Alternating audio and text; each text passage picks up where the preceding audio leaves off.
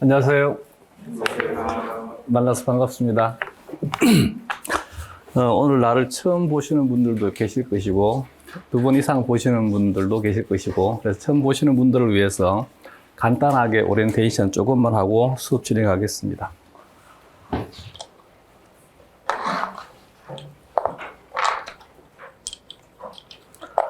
먼저 이 강의는 1월에서 4월까지 4개월 동안 진행이 되고, 주 강의는 원래 토요일인데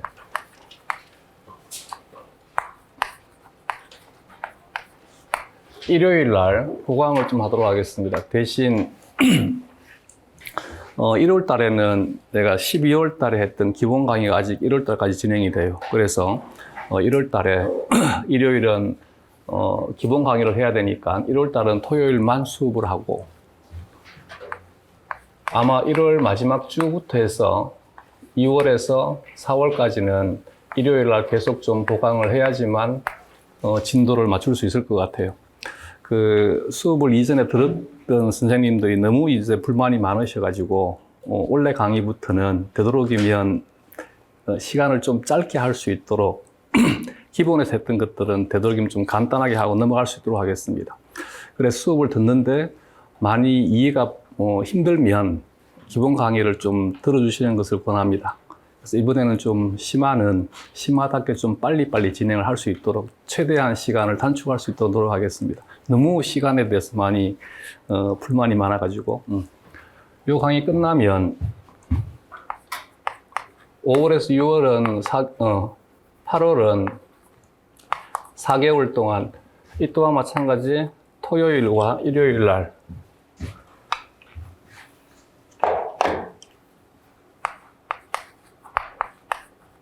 양일간 수업을 할 때 수업은 토요일로 하고 일요일 날은 보강을 하겠습니다. 이때는 기출 문제를 가지고 수업을 진행하는 문제풀이반을 할 것이고, 상황을 봐서 이번에 책을 개정을 하면서 너무 오래된 문제, 예를 들면 한 20년 된 문제들 혹은 15년 된 문제들, 출제 경향이 좀 많이 바뀌어 있으니까 문제들 대거 좀 빼버렸어요. 왜냐하면 문제 수가 너무 많아가지고 시간이 또 지연된다고 자꾸 불만이 많아가지고, 그래서 되도록이면 문제 수를 좀 많이 줄였습니다. 그래서 문제풀이반 진도를 보고 일요일 날은 격주로 하든지 아니면 시간이 좀 많이 지연되게 되면 매주 할 수도 있습니다.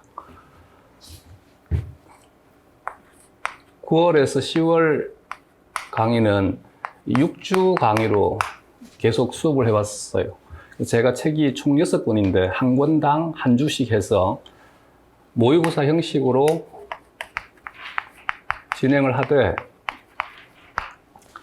대신 이제 9월에서 10월 달 강의는 내용학만 수업을 하도록 하겠습니다.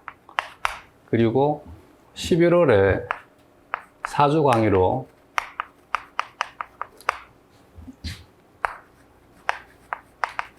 모의고사를 하되, 이때는 내용학과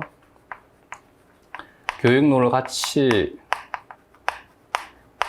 실제 시험처럼 엮어서 수업을 진행을 하도록 하겠습니다.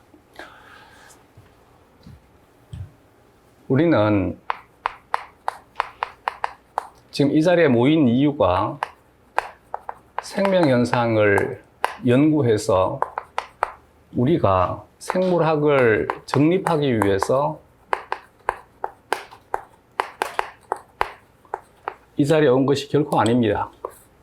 근데 대부분이 이제 대학을 최소한 3년은 다녔잖아. 그래서 이 고급 고등교육이지, 고등교육을 다 대부분 이수했거나 아니면 곧 이수할 사람들이기 때문에 여기 이 자리에 모여가지고 뭘 하려고 하느냐 하면 우리끼리 생물학을 연구를 해가지고 생물학 책을 만들려고 해. 근데 우리는 생물학 교재를 만들기 위해서 이 자리에 온 것이 아니라 교원 임용 시험을 치기 위해서 온 것이지.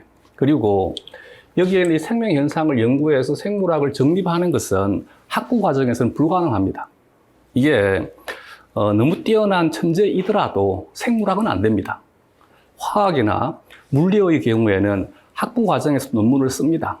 근데 생물은 전 세계적으로 학부 과정에서 나오는 논문은 거의 없다고 보시면 됩니다. 그래서 생물학은 다른 교과에 비해 가지고 많은 시간이 필요한 것이고, 그래서 물론 석박사 통합 과정도 있지만 전 세계적으로 박사 과정 이수 기간이 가장 긴 교과가 생물학입니다. 이건 어느 나라도 마찬가지입니다. 왜냐하면 생물은 저급한 물리나 화학이 아닙니다. 머리 써가지고 뭔가를 생각해서 풀어내는 것이 아니라는 얘기지. 그렇기 때문에 연상 능력이 뛰어나고 지적 능력이 뛰어나면 책상에 앉아가지고 학부생들도 논문을 쓰고 SCI 등재되어 있는 잡지에다가 논문을 쓰기 때문에 연구비도 지원받고 그 사례가 있잖아요, 물리학과는. 근데 생물은 없습니다. 있을 수가 없습니다. 그래서 학부 과정에서 이 자체는 아예 안 합니다. 근데 우리가 왜 해야 되냐는 얘기지. 더더군다나 우리가 가는 길은 그 길이 아니라는 얘기지.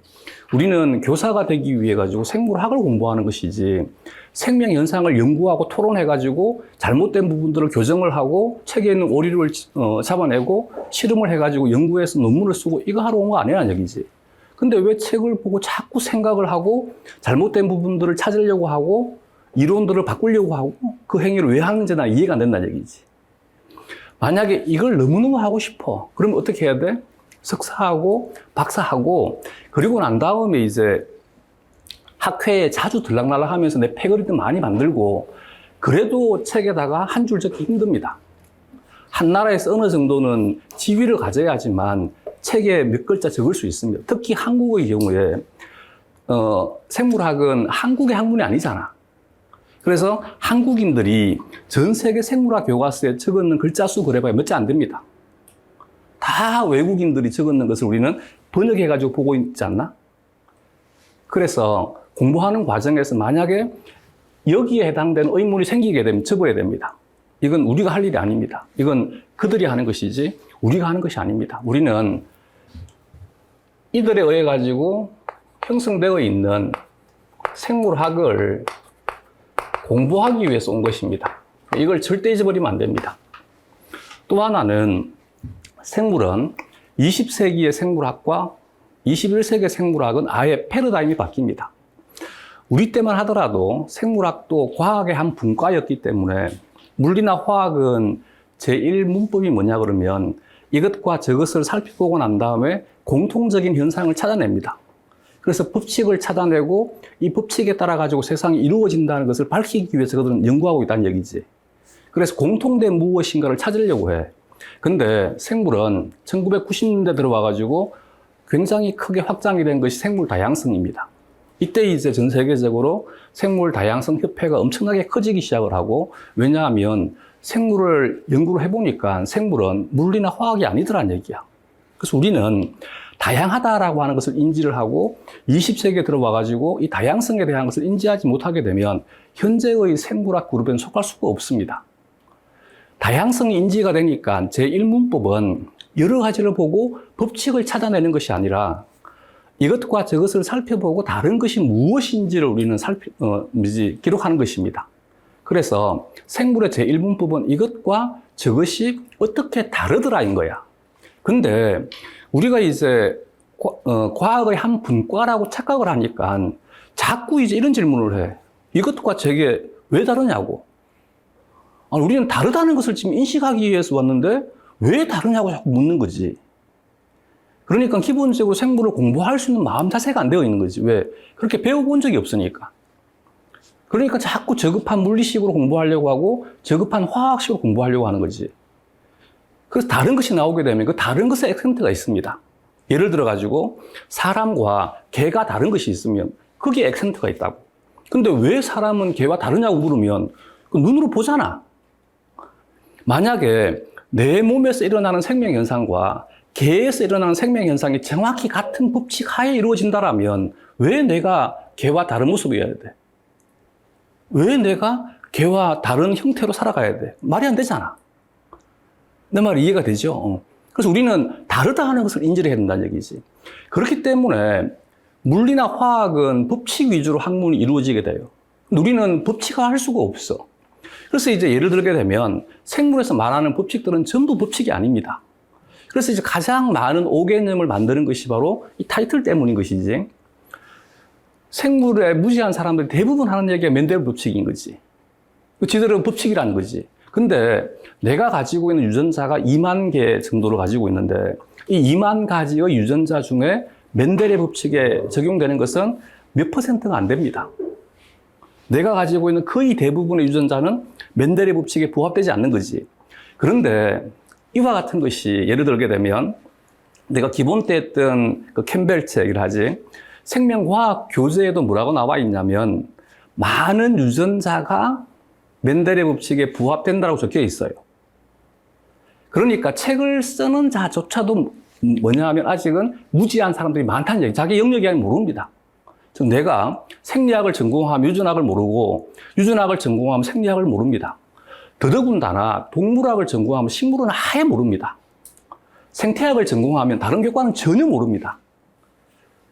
그러다 보니까 과가 확실하게 다 통합되지 않은 상태에서 생물학이라고 하는 통합된 교재가 나오다 보니까 이게 어떤 사람이 서술할 것이냐에 따라서 서술되는 형태가 달라져 버리는 거지. 또 하나는 최근에 연구 결과에 따르게 되면 전 세계적으로 글을 읽고 그 문장에 대한 이해 능력이 어느 정도이냐를 평가한 것이 있어요. 한국의 학생들 어느 수준일 것 같아? 이게 이제 현재의 가장 심각한 문제입니다. 예전에는 그러지 않았었어요. 우리는 교육열도 굉장히 높고 교육 수준도 굉장히 높습니다.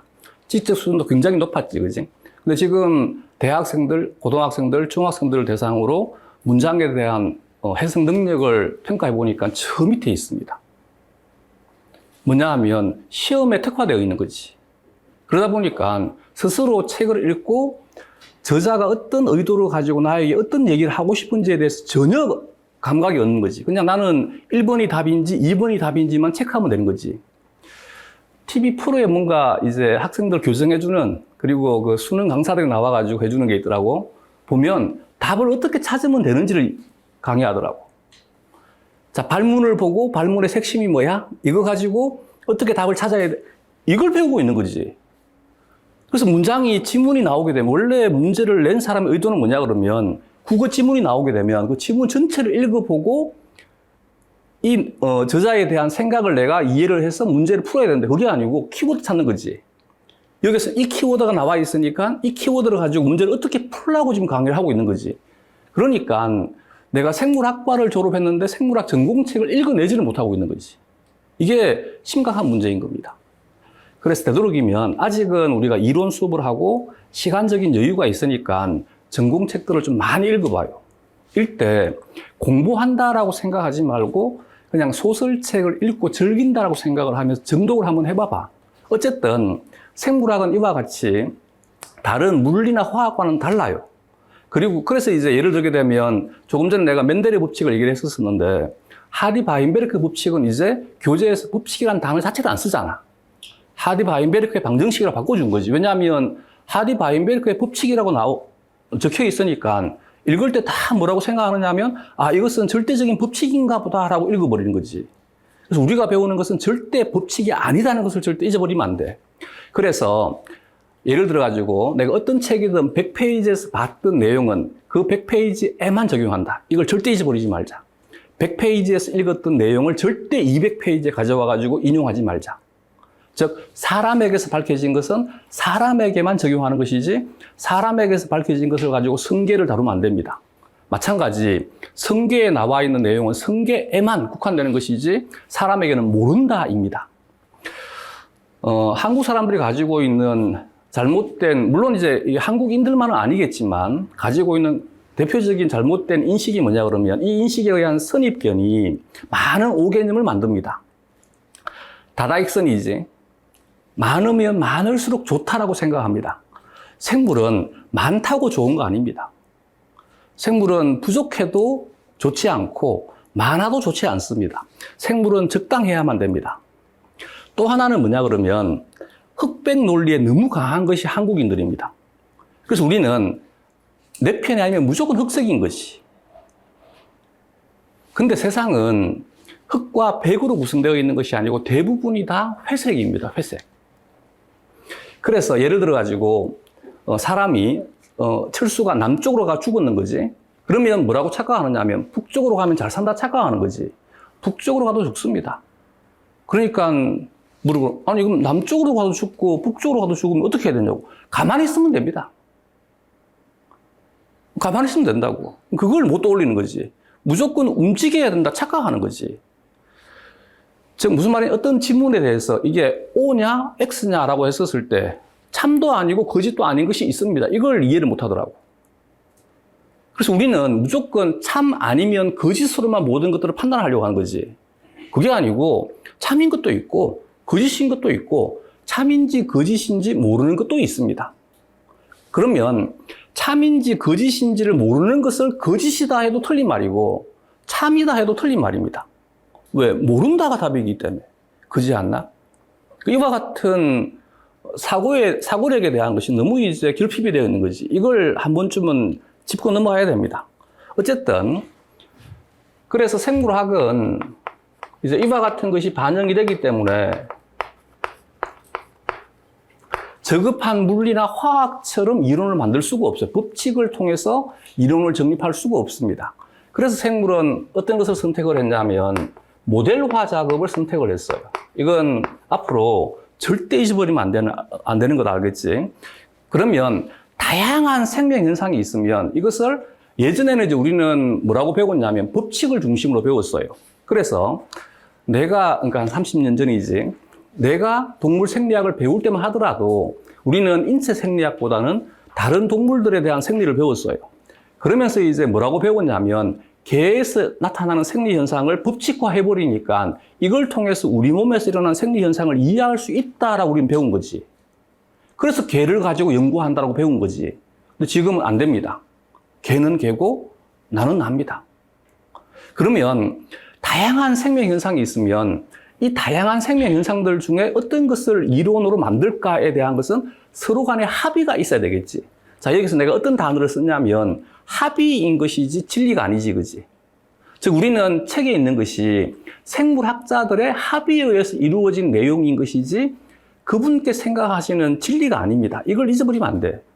근데 책을 읽을 때 자꾸 뭐라고 착각하느냐면 진리다라고 착각을 하니까 이 책과 저 책이 왜 달라가 돼버린 거지. 근데 합의된 내용이니까 다를 수밖에 없는 거지. 그잖아. 각각의 강의실마다 휴식 시간이나 점심 시간은 약속이 다 다르잖아. 이걸 두고 왜 달라라고 하면 안 되겠지, 그지? 그래서 합의된 사항인 것이지 이건 진리가 아닙니다. 그래서 우리가 배우는 것은 모델화되어 있는 이론인 것이지 진리에 대한 것을 배우는 것이 아니란 얘기야. 이때 모델화할 때 서로 간에 합의된 사항이 뭐냐 그러면 되도록이면 여러 가지 생명 현상이 있으면 보편적인 것을 이론화하자는 것입니다. 근데 여기에서 문제가 발생을 해. 두 번째는 뭐냐 그러면 수리적인 이해가 필요한 것은 단순성입니다. 예를 들어 가지고 효소에 대한 작용 원리에 대한 것을 연구를 하고 설명을 하고 싶어. 이론화하고 싶어. 그러면 우리가 보고 있는 식이 뭐냐 그러면 효소가 기질과 결합을 해서 효소 기질 복합체를 형성한 다음에 효소가 생성물로 전환된다는 식을 기본식으로 둡니다.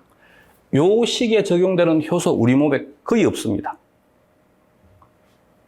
근데 이 이론을 배우고 난 다음에 다 뭘 하려고 하냐면 이걸 가지고 내 몸에 있는 효소에다가 적용하려고 합니다. 그러니까 잘못될 수밖에. 실제 일어나지 않습니다. 그럼 왜 이것을 우리는 이론으로 만든 거야? 가장 단순한 체제이기 때문에 이론으로 만든 거야. 여기서 이제 논리적인 모순이 생겨버립니다.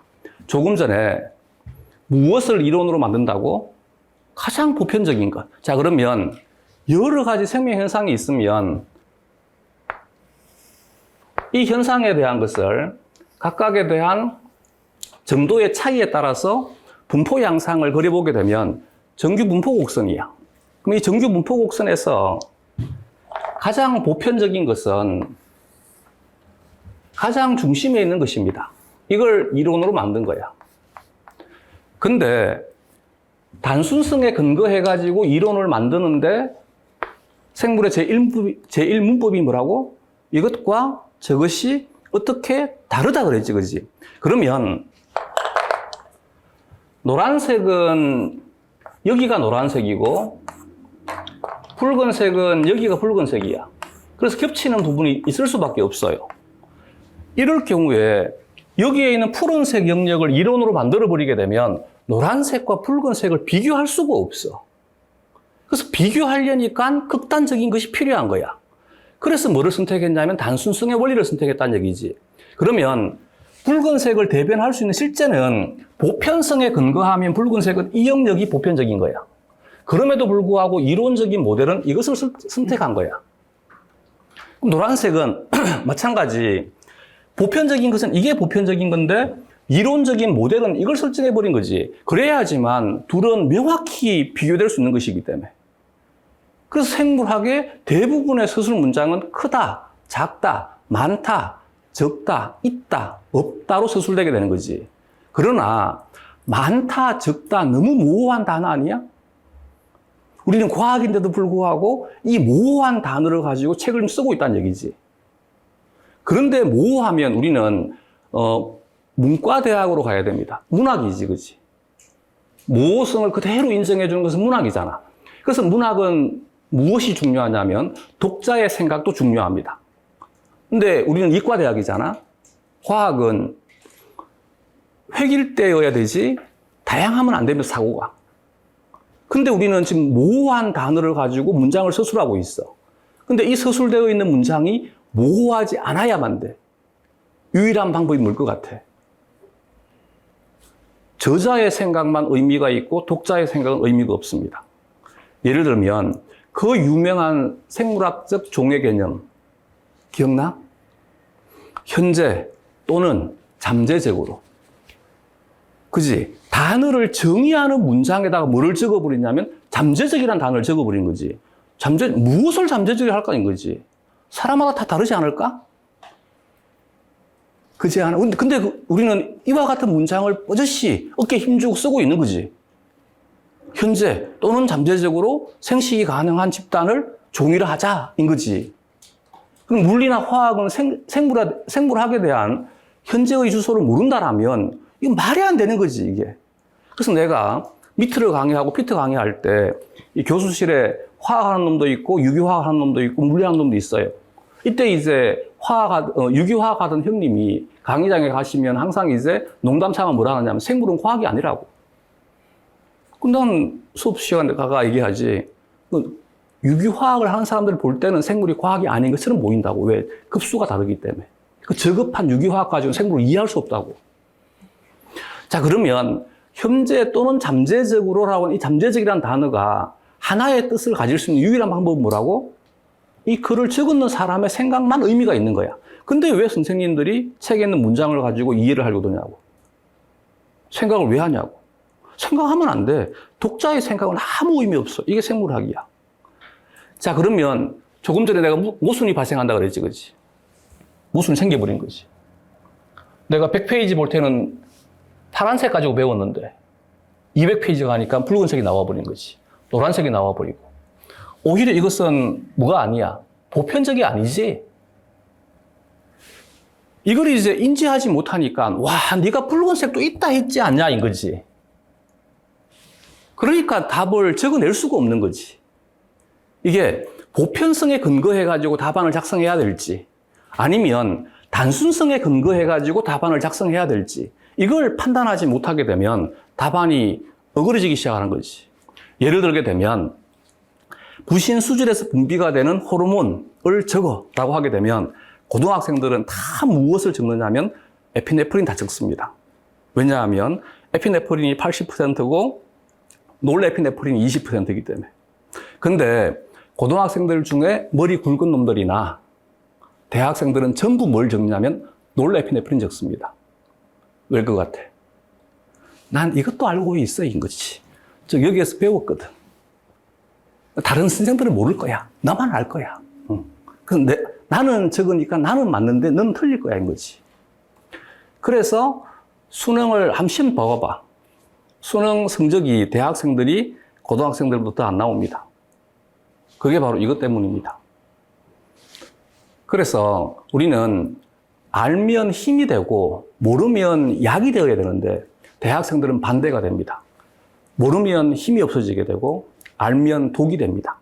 그 절대 아는 것을 무조건 다 적으려고 답안을 작성하려고 노력하면 안 됩니다. 절대 잊어버리면 안 돼, 알겠지? 또 하나는 자꾸 우리가 생물을 만들려고 합니다. 우리 이거 하는 거 아니야, 알겠지? 그리고 내가 왜 이렇게 만들어진지를 고민하는 거 아닙니다. 내가 왜 이렇게 만들어졌느냐 정말 궁금하면 나중에 죽고 난 다음에 그분 앞에 가서 망각의 샘물을 마실 것입니다. 지나온 삶을 다 잊기 위해 가지고 새로운 삶을 시작해야 되니까 그때 망각의 샘물을 마시기 전에 꼭 물어봐. 나를 왜 이렇게 만드셨냐고. 그러면 진리는 그분께서 말씀하시겠지. 우리는 모릅니다. 알겠지? 책은 진리가 수록되어 있는 것이 아닙니다. 그래서 우리가 이제 공부할 때만 하더라도 1990년대에 나와 있던 책은 예를 들게 되면 내가 이 강의를 처음 할 때 2000년대 초반인 것이지 그때만 하더라도 왜 DNA나 RNA가 합성이 될 때 합성 방향이 5'에서 3' 방향으로 합성이 될까라고 하는 것이 전공 교재에 뾰족하게 질문이 나와 있어요. 그리고 그것에 대한 장황한 설명들이 나와 있어요. 지금 어떠한 책도 나와 있지 않습니다. 그냥 살펴보니까 그렇더란 얘기지. 무슨 말이냐면 증명할 수 있는 사실이어야지만 이것을 판단할 수 있을 거 아니야. 근데 얘는 증명할 수 없습니다. 무슨 말이냐 하면 3'에서 5'으로 합성할 수 있는 무엇인가가 있어야 돼. 세상에 없습니다. 근데 왜 5'에서 3' 방향으로 합성이 되냐라고 생각을 해야만 되냐 얘기지. 지금은 어느 누구도 하지 않습니다. 그냥 생물은 뭐라고 5'에서 3' 방향으로 핵산을 합성하더라 입니다. 이해가 돼? 또 예를 들게 되면 가장 많이 들어온 질문 중에 하나가 이제 1권 하면 콜레스테롤에 대해서 배울 것입니다. 이 콜레스테롤이 높은 온도에서는 상온에서는 유동성을 낮추어 줍니다. 근데 온도가 낮은 저온에서는 유동성을 높여줍니다. 그러면 첫 번째 질문이 뭐냐 그러면 아니 네가 유동성을 낮춘다며 근데 왜 유동성을 높이냐고 질문합니다. 잘못된 거 아니냐고. 이게 한국 학생들의 가장 심각한 문제입니다. 수능을 준비하기 위해 가지고 머리, 팔다리 다 잘라버립니다. 몸통만 배우는 거지. 왜냐하면 수능에서는 뭐만 나오니까 상온만 나오니까. 그러니까 굳이 상온이라는 단어를 외울 필요가 없는 거지.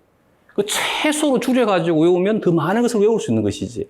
그래서 콜레스테롤 유동성 감소라고 외웠는데 갑자기 뜬금없이 유동성을 증가시킨다 그러니까 미치겠는 거지 이게 이제. 상황이 다르잖아. 얘는 상온이고 얘는 낮은 저온이잖아. 근데 이거 우리 초등학교 때 배웁니다. 어디에서 배우느냐면 물에다가 소금을 집어넣으면 소금물은 끓는 점이 올라가. 물의 유동성을 낮춰줘, 소금이. 어는 점은 내려가. 물의 유동성을 확보해줘, 증가시켜줘. 근데 누구도 그지 않아? 끓는 점이 올라가는데 어는 점이 왜 내려가느냐고 질문한 적 한 번도 들어본 적 없어요. 그러면 똑같은 상황인데 여기서는 질문을 하고 여기서는 왜 질문하지 않을까? 여기서 이해했으니까? 이해했으면 여기서도 이해해야 될 거 아니야. 그럼 둘 다 이해를 못하고 있는 거지. 근데 여기서는 질문을 해? 여기서는 질문을 안 해? 왜일 것 같아? 익숙하니까. 그러면 여기서도 질문하지 않을 수 있는 방법이 있겠네? 어떻게 하면 돼? 그렇지. 익숙해지면 됩니다. 이제 공부하는 방법 이해가 됐어? 생물은 이해하고 암기하는 과목이 아닙니다. 암기하다 보니까 이해가 됩니다. 알겠지? 그리고 이해는 어디에서 했었어야 되는 거야? 화학할 때 했었어야 됩니다. 이 물질의 상태에 대한 것은 소금물을 통해서 배웠습니다. 근데 정작 우리는 그 소금물에 대한 것을 다른 곳에다가 적용할 수 있는 능력은 배운 적 없는 거지. 그러니까 똑같은 얘기를 하고 있는데 여기에서는 그냥 당연하게 왜 내 눈으로 봤으니까 화학 선생님이 혹은 초등학교 때 선생님이 보여줬으니까 이것도 문제입니다. 눈으로 보여주면 믿습니다. 안 보여주면 믿지 않습니다. 이걸 빨리 극복해야 됩니다. 되겠어요, 이제? 두 번째 질문은 뭐냐 하면, 그러면 우리와 같은 동물의 경우에 온도가 떨어지게 되면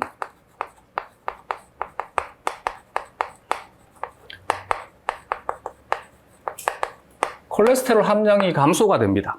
자, 여기에 있는 이 내용은 절대 추론이야. 우리가 책상에 앉아가지고 계산해가지고 만든 것이 아닙니다. 생각을 통해가지고 만든 이론이 아니라고. 뭘 것 같아? 실험에 의한 관찰 사실이야. 그러면 생물학자들이 거짓된 실험을 통해서 거짓된 결과를 가지고 거짓된 책을 만들었을까? 물론 우리가 대학을 4년을 다닐 때 그 희한하게 미친놈들 봤을 것입니다. 근데 그런 교수들은 책 쓸 때 대부분 다 참여 못 합니다. 그러니까, 그리고 한국인들이 만든 책이 아니잖아.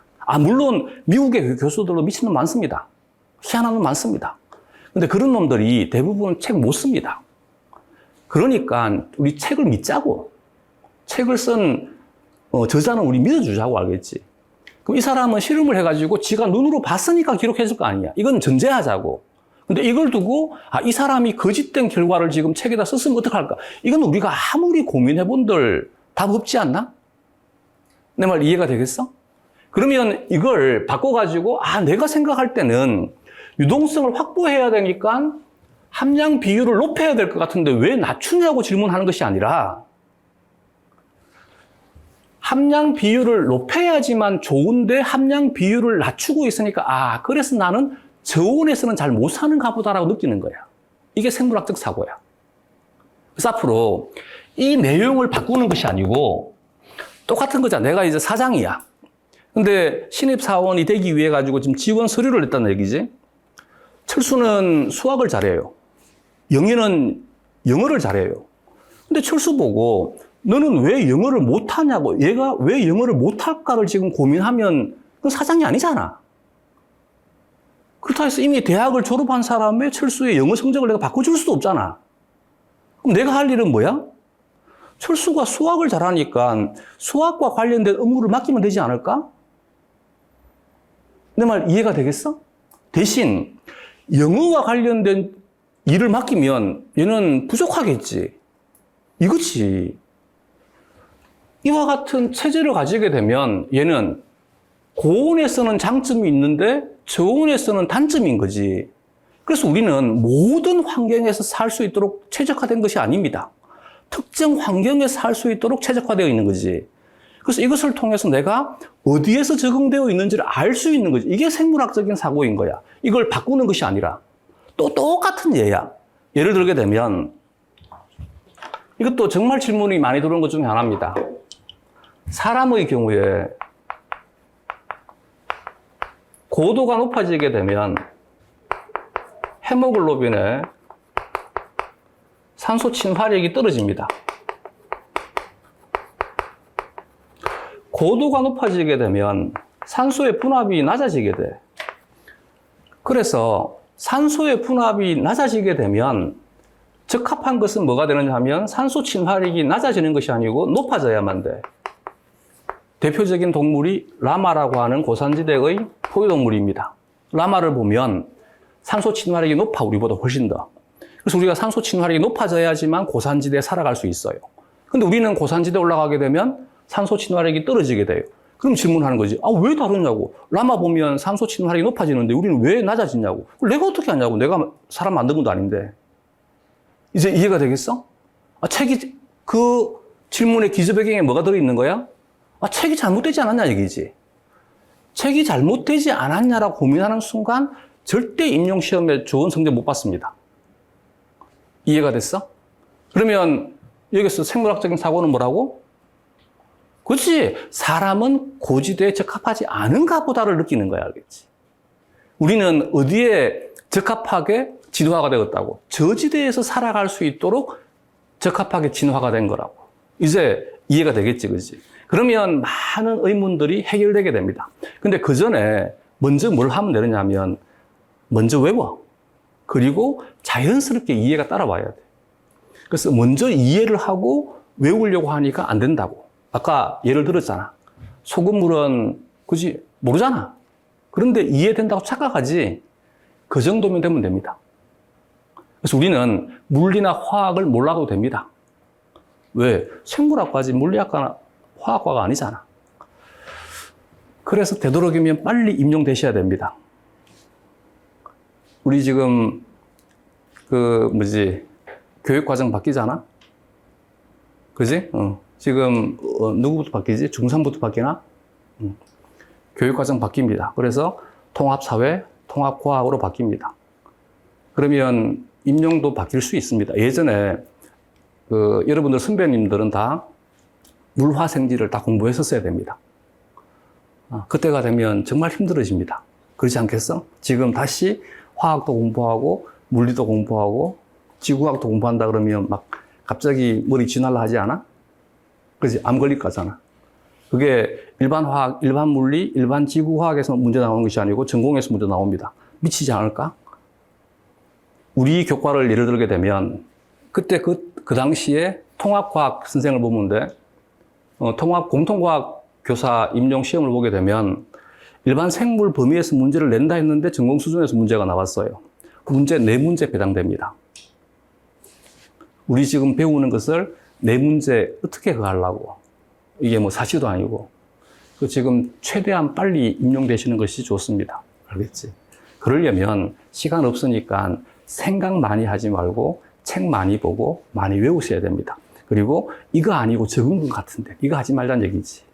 이럴 것 같은데 저럴 것 같은데 혼자 생각하는 시간에 책 찾아봐야 됩니다. 알겠지?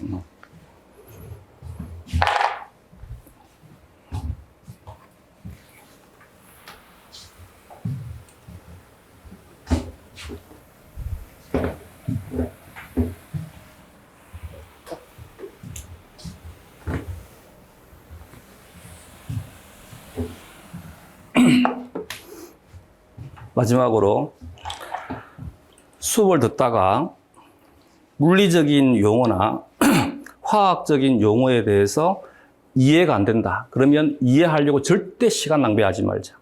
그냥 우리는 받아들이면 됩니다.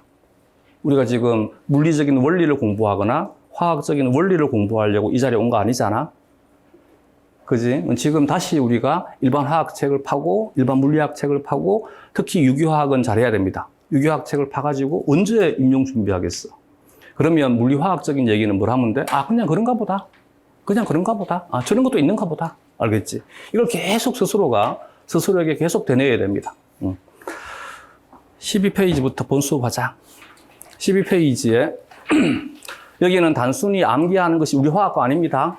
화학과도 아니고 물리학과도 아닙니다. 그래서 여기는 이해하는 영역이 아니고 물리나 화학하는 놈들은 이해할지 모르겠지만 우리는 이해하는 거 아닙니다. 우리는 그냥 외우는 겁니다. 알겠지?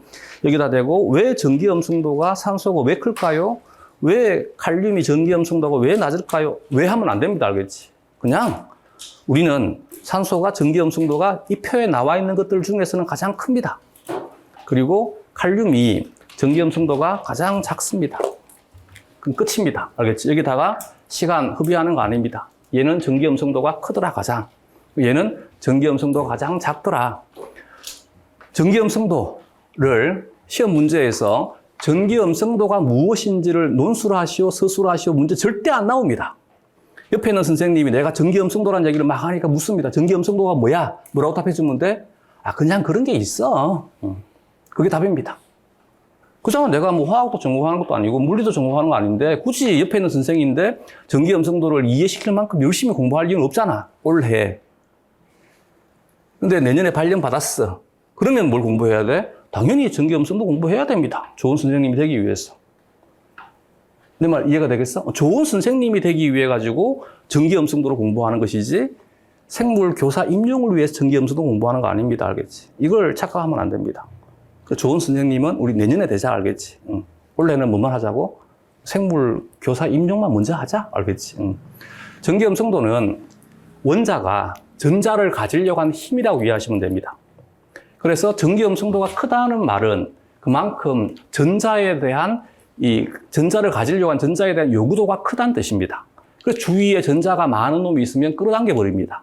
대신 전기음성도가 작다는 말은 전자를 가지려고 하는 힘이 작다 보니까 옆에 있는 놈에게 전자를 쉽게 빼앗깁니다. 물리 반응의 원리는 간단합니다. 위치 에너지가 큰 곳에서 위치 에너지가 작은 곳으로 자유낙하가 일어나지, 그지? 물리 반응의 원리는 항상 에너지가 높은 곳에서 에너지가 낮은 곳으로 에너지는 흘러가게 됩니다. 이게 물리 반응의 원리입니다. 화학 반응은 많으면 줍니다. 적으면 빼앗습니다. 얘는 전기음성도는 뭐야? 가지려고 하는 힘이니까 빼앗으려고 하는 힘이지. 빼앗으려고 하는 힘이 크니까 빼앗습니다. 그게 끝입니다. 빼앗으려고 하는 힘이 작으니까 뭐가 돼? 빼앗깁니다. 그래서 전기음성도가 작은 놈이 전기음성도가 큰 놈과 만나게 되면 전기음성도가 작은 놈이 전기음성도가 큰 놈의 전자를 빼앗깁니다. 이게 화학 반응의 원리입니다. 생물 반응의 원리는 모든 것들은 항상성입니다. 항상성은 뭐지? 안정된 조건을 적절하게, 일정하게 유지하는 거지. 적당한 것입니다. 그럼 과하면 뭘 하면 돼? 줄여주면 됩니다. 부족하면 채워주면 됩니다. 이게 생물 반응입니다. 그래서 과하면 줄여주고, 부족하면 채워주는 것이 생물 반응의 원리입니다. 화학 반응은 뭐라고? 많으면 주고, 적으면 빼앗습니다. 빼앗는 힘이 강하면 말 그대로 빼앗습니다. 그럼 빼앗는 힘은 이해일까 아니면 관찰 사실일까? 그지? 관찰 사실입니다. 물론 이 관찰 사실을 어쨌든 이해하려고 지금 이 순간도 물리학자들이나 화학자들이 연구하고 있습니다. 그래서 예전에는 단순하게 물질에 대한 성질이었는데 이 성질을 또 이해할 수 있는 이론들을 또 만들어내고 있습니다. 근데 한번 봐봐봐. 그냥 보면 암 걸릴 것 같지 않아? 우리는 그냥 모르는 것이 낫지 않을까?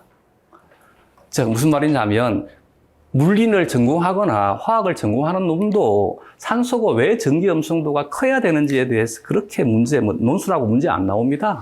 지들도 그냥 산소는 전기음성도가 크다라고 받아들이지 이걸 장황하게 설명하기 위해 가지고 안 합니다. 알겠지? 내 말 이해가 되겠어? 근데 우리가 왜 산소가 전기음성도가 큰지를 이해하려고 드냐고. 그냥 우리는 뭘 하면 되지? 산소는 전기음성도가 크다는 것만 받아들이면 되지 않을까? 다음.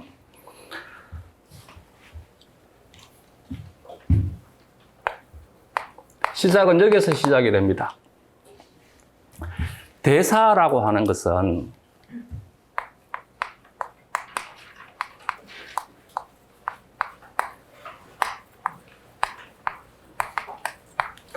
생체 내에서 일어나는 화학 반응을 첫날은 오리엔테이션 겸해서 내가 어떻게 이해해야 되는지, 문장을 어떻게 이해하는 거야, 화학이나 물리 현상을 어떻게 이해할지를 내가 설명하는 것이 아니라 지금 생물학적 내용들을 어떻게 독해를 하는지를 지금 내가 알려주고 있는 거야. 알겠지? 생체 내에서 일어나는 화학 반응을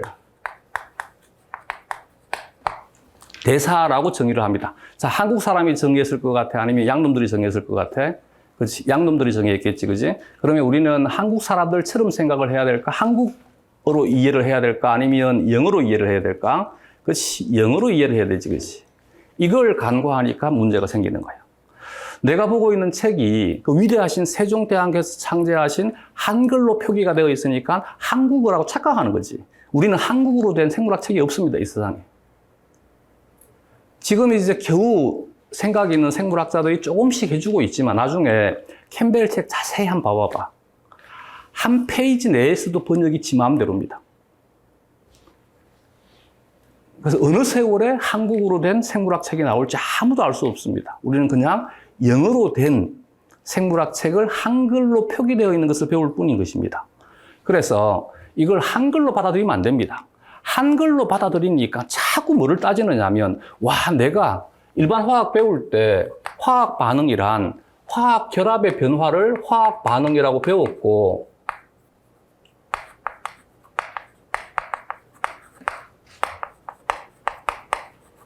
이때 화학 결합이란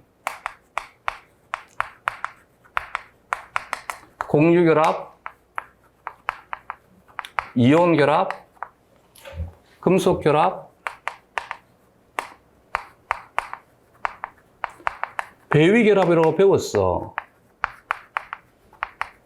그러면 여기에서 말하는 화학 반응이란 이들 결합의 변화 전부를 다 말해야 되지 않냐.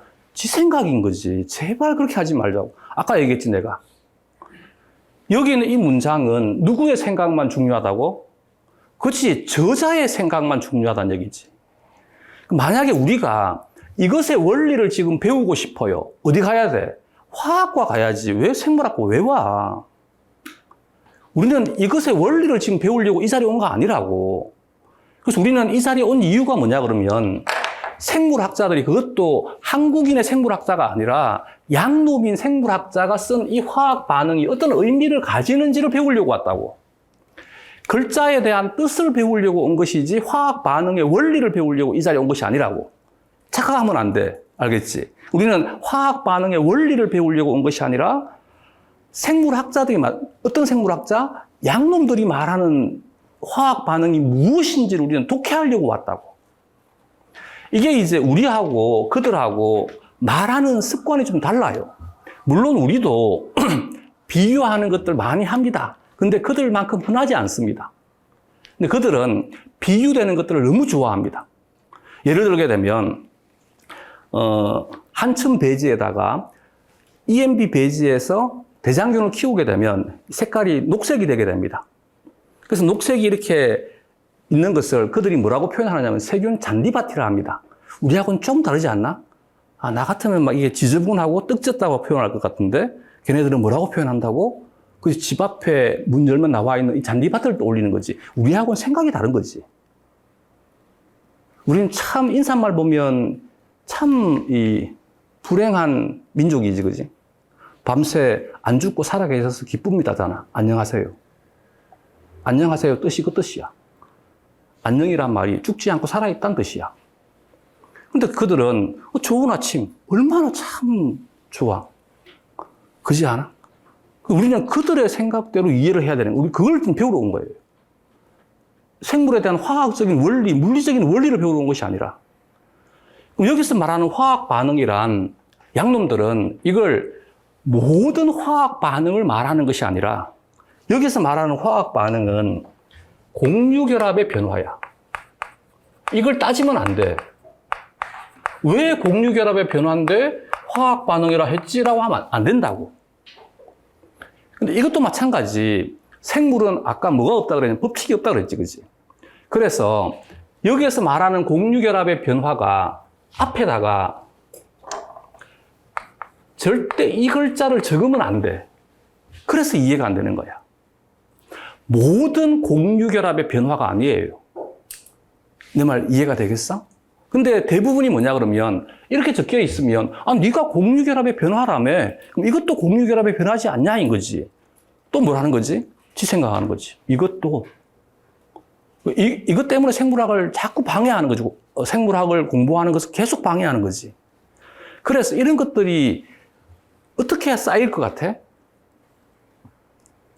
계속 책을 많이 읽고 저자와 소통하려고 노력하다 보면 쌓이는 것이지 단기간 내에 이루어지는 것이 아닙니다. 생물은 수학처럼 공부하는 것이 아니고 영어처럼 공부해야 돼. 절대 잊어버리지 마. 알겠지?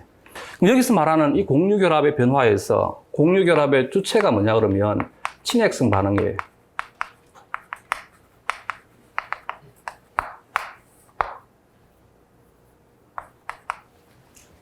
되겠지? 응. 자, 이럴 때 어떻게 공부한다고? 친핵성 반응이 뭐지를 떠올리면 안 되고 그냥 외우는 거야. 친핵성 반응. 친핵성 반응은 어디에서 배웠어야 돼? 1학년 때 화학에서 배웠어야 된다는 얘기지. 근데 내가 1학년 때 화학을 배운 적이 없네?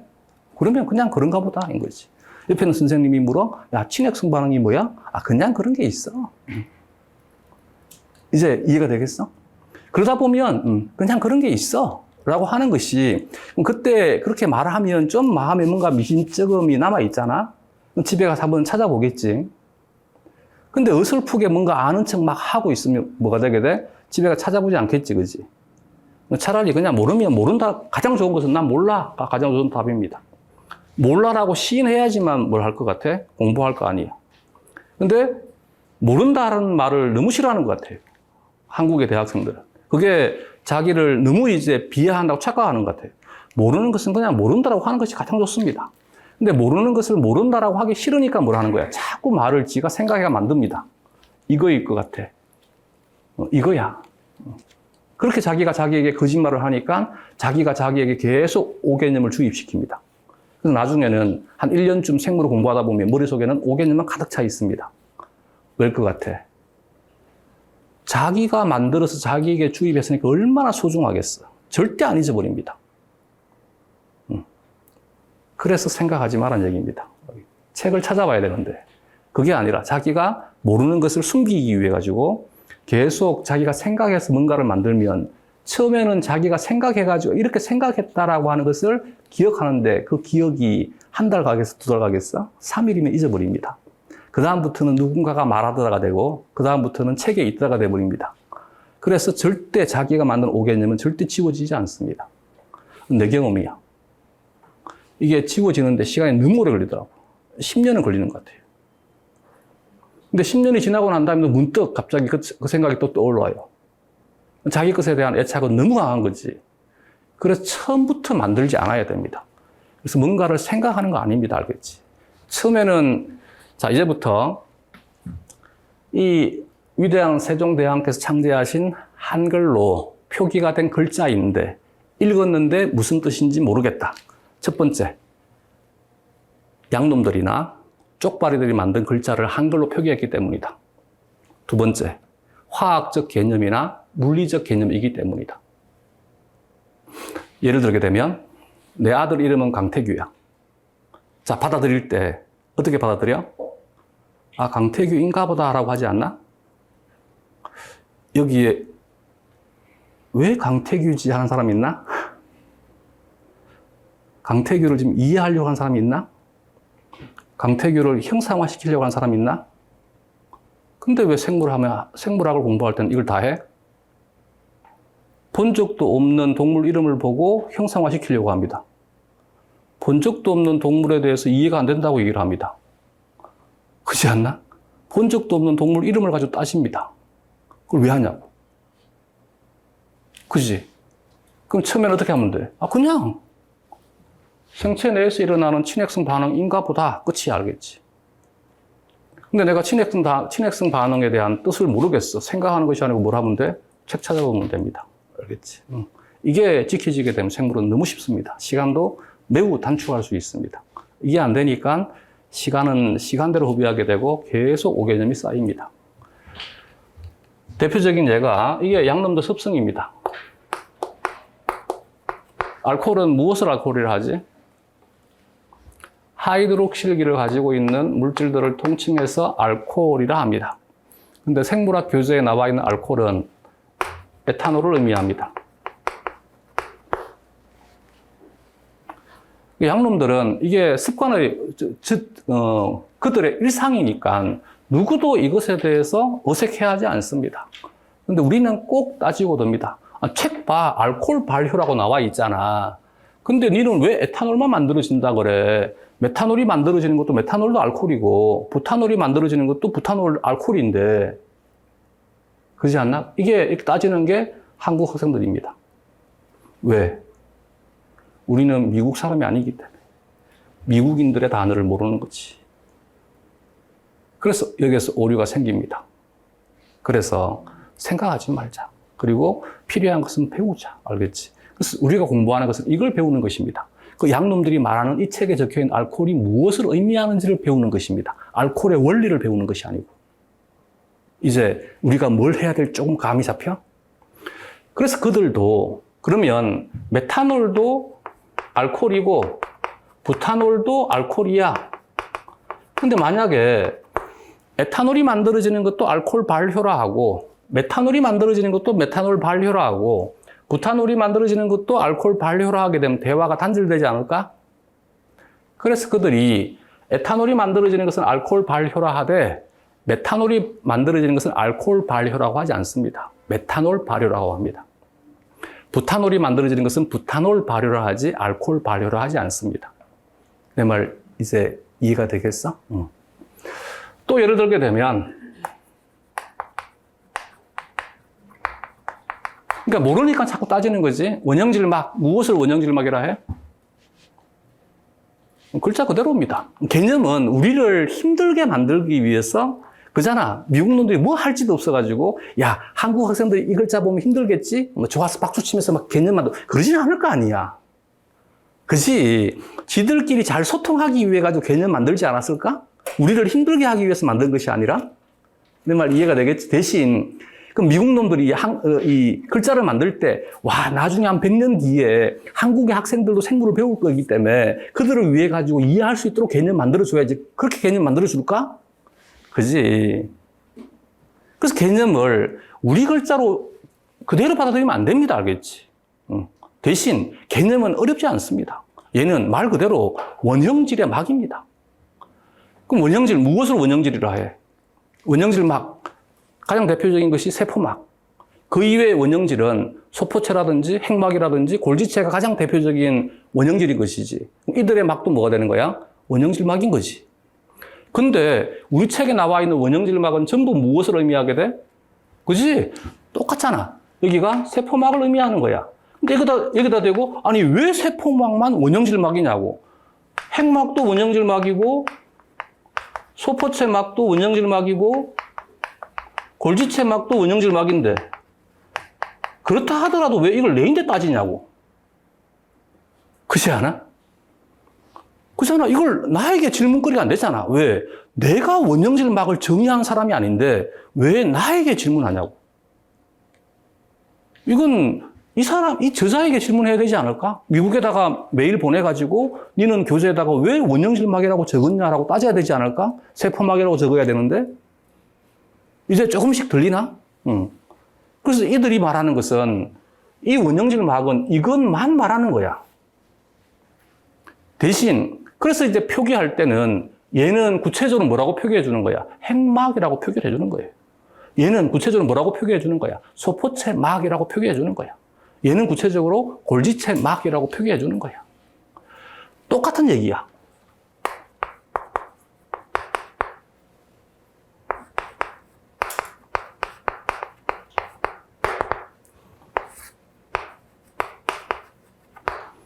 그러면 여기도 또 따지는 거지. 아니, 사람은 동물 아니냐고.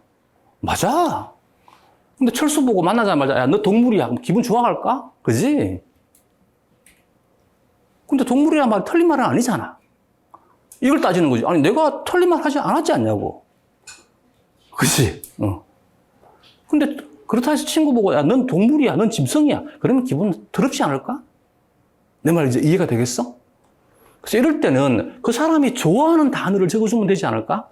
잊어버리지 마. 출제자가 좋아하는 단어를 적어야 되지 이 단어도 맞지 않냐라고 따지면 안 된다는 얘기지. 우리는 출제자와 대화할 수 있는 시간이 없어요. 그지 않나? 내 답안에 대해서 내가 학교 다닐 때는 왜 B밖에 안 주냐고 A 주세요라고 따질 수 있지만 임용시험은 이게 없습니다. 출제자에 가서 직접 따질 수가 없습니다. 또한 어떤 근거로 성적을 이거밖에 못 받았는지도 알 수 없습니다. 그렇지 않나? 이 신청해본 사람 있나? 가봐봐.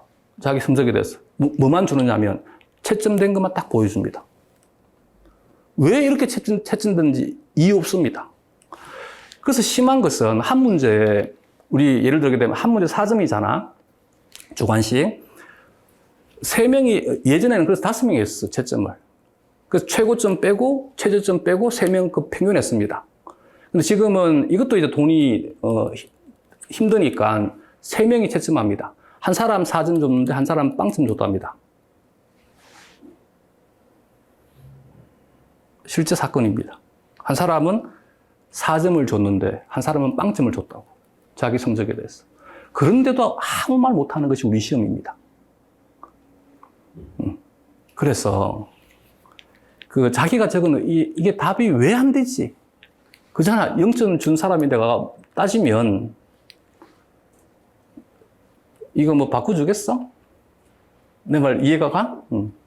그래서 우리는 채점자가 오해하지 않도록 단어를 써야 되고 출제자가 가장 좋아할 만한 단어를 적어야만 됩니다. 대부분이 뭐냐 그러면 옆에 있는 선생님과는 다른 답지를 자꾸 적으려고 합니다. 그러면 자기만 떨어집니다. 옆에 있는 선생님과 똑같은 답안을 적으면 만약에 예를 들어 가지고 90%가 오답을 적으면 그 오답도 정답으로 해줄 수 있습니다. 실제 사례입니다.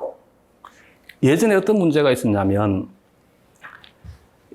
인트론이 시작될 때 GA로 시작이 되게 돼. 인트론의 시작이 끝나는 것은 AT로 끝나, AU로 끝나. 그래서 문제가 2002년 기출문제 20분인데 G가 다른 염기로 치환되게 되면 어떤 일이 벌어지냐라고 서술하고 나왔어요, 문제가. 이때 출제자의 답은 무엇이었냐면 여기에 있는 인트론의 GA나 AT는 잘 보존된 지역이기 때문에 박혀버리게 되면 스플라이싱이 일어나지 않습니다. 근데 그때 그 당시는 아직까지 분자 생물학을 잘 못하던 시대예요. 그 대부분의 답안들이 뭐가 나왔냐면 인트론 지역에서 변화가 일어났으니까 단백질에는 영향을 주지 않는다라고 한 거야. 출제위원들이 답안지를 다 샘플링합니다. 샘플링 했는데 전부 이 답안이 나온 거지. 그래서 이것도 정답으로 인정을 해줬습니다. 이해가 돼? 그래서 옆에 있는 선생님들하고 같은 답안을 적으면 나만 떨어지지 않습니다. 근데 옆에 있는 선생님하고 다른 답안을 적으면 나만 절대 없습니다. 알겠지? 나만 떨어집니다. 그래서 되도록이면 나만의 고유한 단어를 가지고 답안 작성하려고 하면 안 됩니다. 그래서 수업할 때 계속 내가 얘기를 하는 것 중에 하나가 뭐냐 그러면 이 단어를 처음 들었을 때 낯설어. 낯서니까 이 낯선 단어를 이해하려고 이것저것 찾아봅니다. 그러면서 자기식으로 문장을 만듭니다. 그리고 이걸 답안에 적습니다. 하면 안 됩니다. 그냥 우리는 책에 있는 글자 그대로 찍어내면 됩니다. 그래야지만 채점자가 오해하지 않고 채점해 줍니다. 이것도 실제 사례입니다. 출제자도 신이 아닌 한 한국에 나와 있는 모든 동의어들을 다 기억하지 못할 거 아니야. 그래서 모범 답안을 작성했는데 그 모범 답안에 동의어가 빠져버린 거야. 근데 그게 실제 수험생이 답안을 적어낸 거지. 그래서 채점자가 손을 들고 질문을 했었어요. 이 답안도 동의어인데 왜 누락되어 있냐고. 출제자가 어떻게 했을 것 같아요? 10원짜리 쌍욕이 나왔답니다. 니 깎게 뭔데 그걸 네가 판단하냐고. 그냥 시키면 시킨 대로 하라고. 우리 교과입니다. 이해가 돼? 그러면 출제자가 그리고 수학 교과는 2003년 3학년도인가 아예 노골적으로 자기 애들 붙이려고 자기가 강의하는 교재의 개념만 정답으로 인정하고 다른 교재가 대부분 이 개념 쓰지 않고 다른 개념 쓴답니다. 다 틀렸다 했답니다. 근데 다행히 우리는 그런 일은 없습니다. 우리는 대부분의 교재에서 사용하고 있는 개념들은 다 정답 인정 다 해줍니다. 특수한 교재에서만 사용하는 것만 정답으로 인정하는 사례는 없었습니다. 다행히. 그러니까 되도록이면 누구나가 다 함께 사용할 수 있는 개념을 가지고 답안 작성하셔야만 됩니다. 알겠지? 잊어버리지 말자, 알겠지? 그리고 요 내용 이제 이해가 되겠지, 그지? 그 전에 뭘 하지 말자고 자꾸 따지고 들지 말자는 얘기지. 왜냐하면 따져봐야 아무 의미 없습니다. 이 글 적은 놈들 아무 생각 없이 뭘 했을 것 같아? 그냥 양놈들 글을 그대로 한글로 표기했습니다. 아직도 대부분의 생물학 교재의 대사는 생체 내에서 일어나는 화학 반응이라고 나와 있지 친핵성 반응이라고 구체적으로 명시해 주지 않습니다. 알겠지? 근데 이제 지들도 생각이 있는 거지. 계속 지도 학부 과정을 거쳤을 것이니까. 그래서 요즘 이제 나오는 생화학 책들을 보게 되면 자꾸 강조해 줍니다. 국제효소학회에서 그래서 효소에 대한 그룹을 나눌 때는 친핵성 반응에 따라서 6그룹으로 나눕니다. 그 효소는 어디에 작용하는 거라고? 친핵성 반응에 작용합니다. 친핵성 반응은 무엇의 변화라고? 공유결합의 변화입니다. 그래서 여기에서 공유결합이란 단어를 사용했기 때문에 이것과 대조적인 개념으로서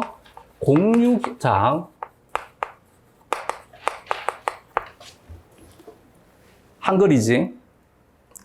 직관적으로 뜻이 떠오르지 않지. 왜? 쪽발의 말이라니까. 이제 이해됐어? 그래서 글자 프로가 지가 생각하려고 하지 말라고. 내 말 이해됐어? 한글이지. 직관적으로 이해 안 되지? 누구 말이라고? 일본 말이야. 일본 말을 그대로 한글 음으로 표기했으니까 이해가 안 될 수밖에 없는 거지. 이해 안 되지? 근데 재밌는 현상 보여줄까? 이해가 되지? 웃기지 않아?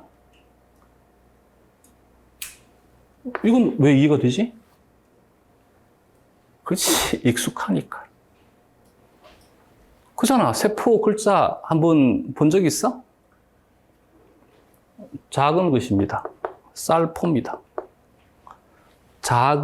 우리는 작을 소자를 좋아하는데 쪽발이들은 작을 새자를 좋아합니다. 우리는 쌀포, 근데 우리도 포자 씁니다. 왜냐하면 일본 놈들이 우리인데 한자를 받아갔잖아. 그래서 그들이 쓰는 한자나 우리가 쓰는 한자는 다르지 않습니다. 알겠지? 대신 선호도의 차이가 있습니다. 그래서 중국 놈들과 한국인들과 일본 놈들이 사용하는 한자가 조금씩 차이가 있습니다. 그러나 거의 전체적인 것은 같습니다. 그래서 그들이 쓰는 한자를 우리도 씁니다. 우리도 포대라는 단어 씁니다. 포대. 들어본 적 있어? 포대. 무엇인가를 싸는 것. 쌀포대. 들어봤잖아. 그지? 포대. 쌀포자입니다. 근데 우리는 쌀포보다 주머니 낭자를 더 선호합니다. 그럼 우리식으로 한자를 만들게 되면 소낭입니다. 직관적으로 너무 와닿지 않아? 이건 거지. 이제 이해가 됐어? 이제 우리식으로 바꿔준 거지. 직관적으로. 물관 그러니까 물이 흘러가는 관인가 보다. 관 한자잖아. 물은 우리말이지만. 그지? 이제 조금씩 와닿아? 채관. 책이 흘러가는 관인가 보다. 좀 와닿는 거지. 대신 글자 그대로 해석하니까 문제가 생기지. 물관, 채관. 성분에 따라서 나누는 거 아니지? 그러니까 이제 글자를 너무 국어적으로 해석하니까 네가 채관은 책이 흘러가는 관이라며. 그러면 유기물은 채관을 통해서 흘러가야 될 거 아니야. 근데 ABA가 왜 물관을 따라서 뿌리에서 잎으로 가냐고 라고 따지는 거지. 이것도 마찬가지 지금 어디에 매여 있는 거야? 자꾸 글자에 매여 있는 거야. 지가 자꾸 해석하는 거지. 어느 부분을 조심해야 될지 알겠어? 그래서 우리는 그들이 어떤 의미로 이런 문장을 사용을 하고 이런 단어를 사용하는지가 중요한 것이지, 내가 생각할 때 이 개념은 이래야 되는데 그거 하지 말자는 얘기 알겠지. 그리고 이 형식은 한 번만 해두면 너무 쉽습니다. 비공유결합, 공유결합이 아닌 결합이라는 뜻입니다. 자, 여기에서 이제 그러면 공유결합이 아닌 결합에서 앞에다가 뭐만 붙이지 말라고? 이것만 붙이지 말라고. 그러면 공유결합이 아닌 결합은 생각을 통해서 알 수 있을까 없을까? 그지? 생각하지 말라고. 알겠지? 내 말 이제 이해가 됐어, 이제? 조금씩 감이 와? 그래서 그들이 말하는 공유결합이 아닌 결합이 중요한 것이지, 내가 생각할 때 공유결합이 아닌 결합이 중요한 것이 아니라고. 그러니까 매일 따지는 거지. 네가 비공유결합의 뜻은 공유결합이 아닌 결합이라며. 그러면 이온결합도 공유결합이 아니고, 금속결합도 공유결합이 아니고, 배위결합도 공유결합이 아니니까 이것도 비공유결합이지 않냐고 질문하더라고. 내가 몇 분 받았습니다, 질문. 이런 선생님들이 생물학이 진짜 힘듭니다. 내 말 이제 어느 부분을 조심해야 될지 알겠어? 그럼 우리는 지금 뭘 공부하는 거라고? 그들은 우리 한국에서 공부하는, 가리키는 한국의 생물학자가 아니고 뭐라고? 양놈들이에요. 양놈들 알겠지? 그 양놈들이 생각하는 공유결합이 아닌 결합이 무엇이냐가 중요한 거야. 그래서 이제 이 비공유결합이, 그들이 말하는 비공유결합은 수소결합, 이온 상호작용, 소수성 상호작용, 이건 단어 그대로 적으시오 하는 문제 나옵니다. 반대로 쓸 인력이야.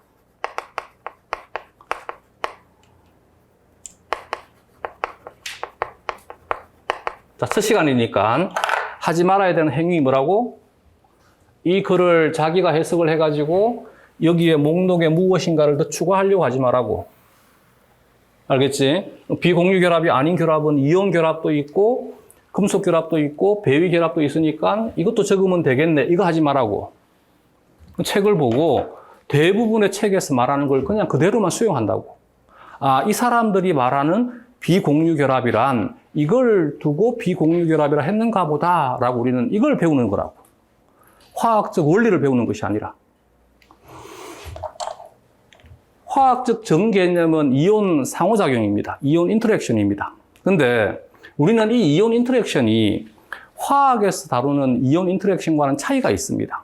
어떻게 차이가 있냐면 화학은 너무나 저급한 분자들만 다루기 때문에 두 분자 사이에 이온 인터랙션이 형성되더라도 몇 개 안 생깁니다. 보통 한두 개밖에 안 됩니다.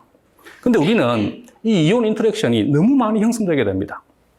그러다 보니까 매우 강력한 결합을 형성하게 됩니다. 예를 들게 되면 DNA가 히스톤 단백질의 이온 인터랙션을 수없이 많이 형성합니다. 그래서 단단한 결합이 형성되게 됩니다. 그래서 실제로는 이온 인터랙션이긴 한데 우리는 뭐처럼 취급하느냐 하면 이온 결합처럼 취급하기도 합니다. 그래서 생물학에서는 초반에 개론이 아닌 한, 도입부가 아닌 한 이온 결합과 이온 상호작용에 대한 개념은 구분하지 않습니다.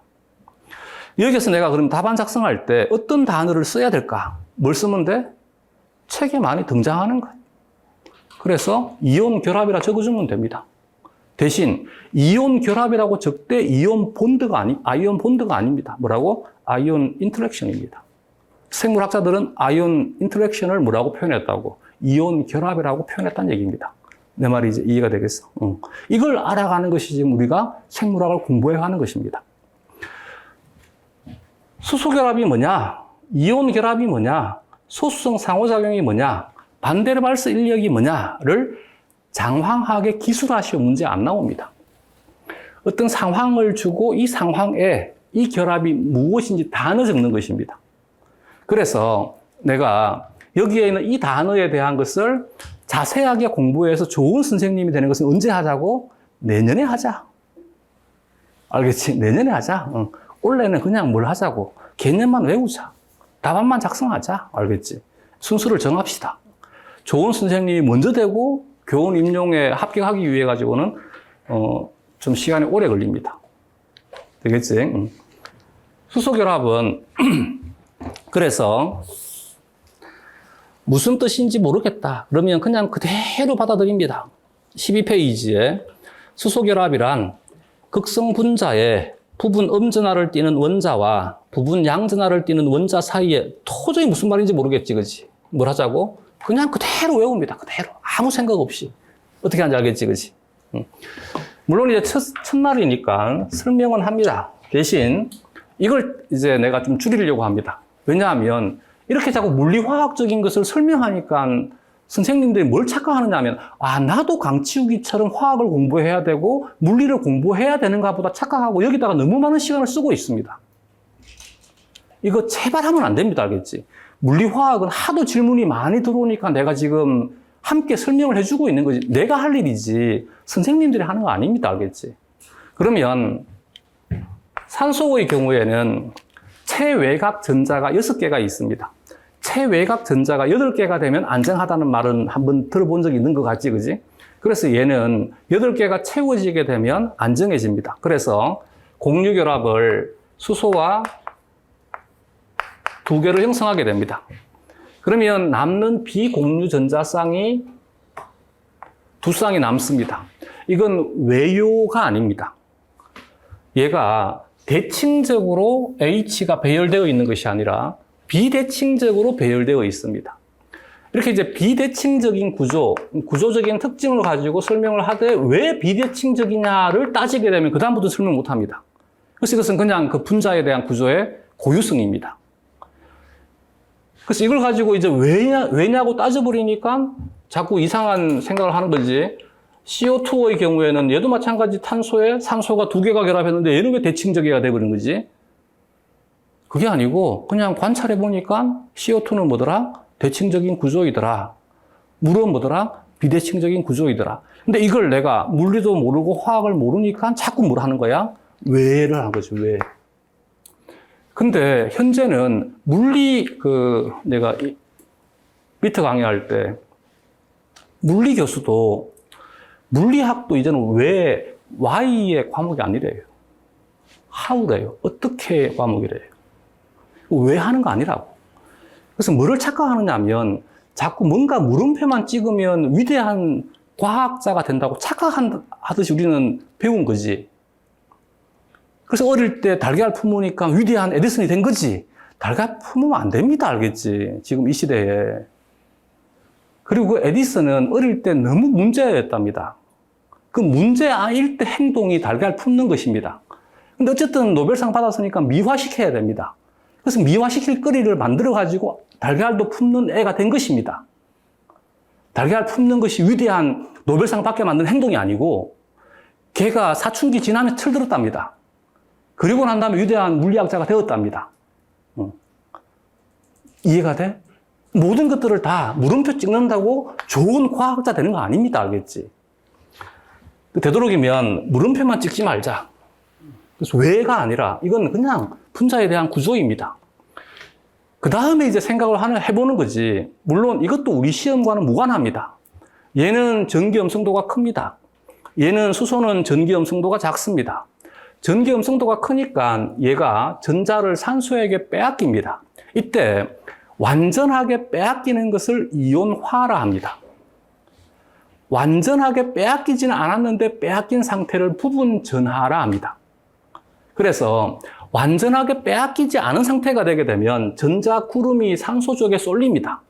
그럼 산소는 상대적으로 전자를 많이 가지니까 델타 마이너스가 되게 되고, 이것 때문에 델타 마이너스 아닙니다. 이건 원래 직겁니다. 이건 원래 직겁니다. 여기에서 수소로부터 전자구름이 산소 쪽으로 쏠리니까 뭐가 됐냐면 델타 마이너스가 되게 됩니다. 수소는 상대적으로 전자를 빼앗겼으니까 델타 플러스가 되게 됩니다. 이 부분 전하 간에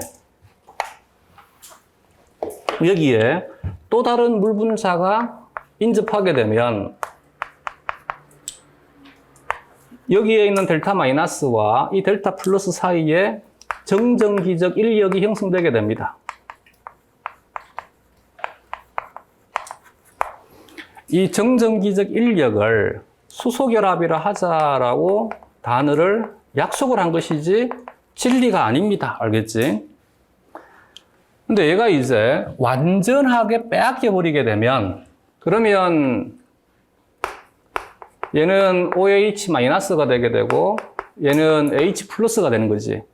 근데 얘는 이 상태로는 존재하지 못합니다.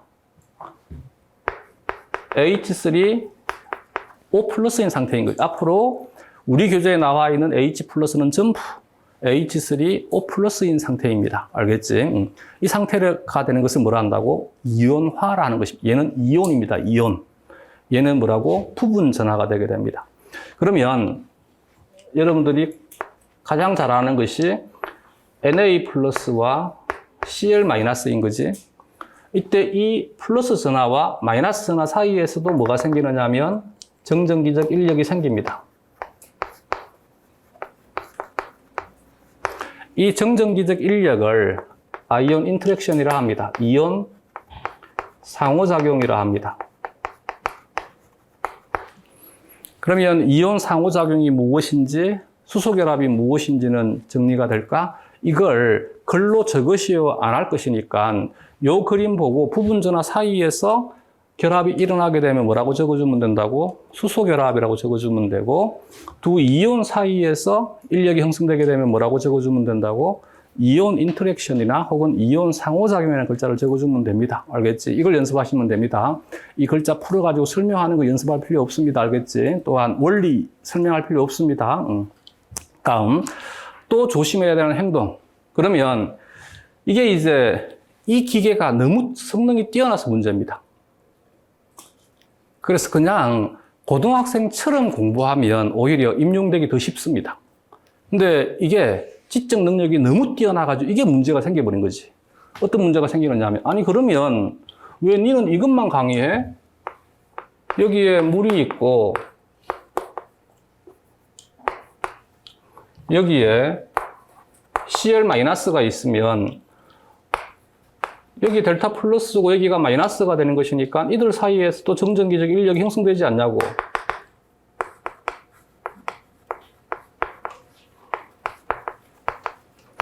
맞아.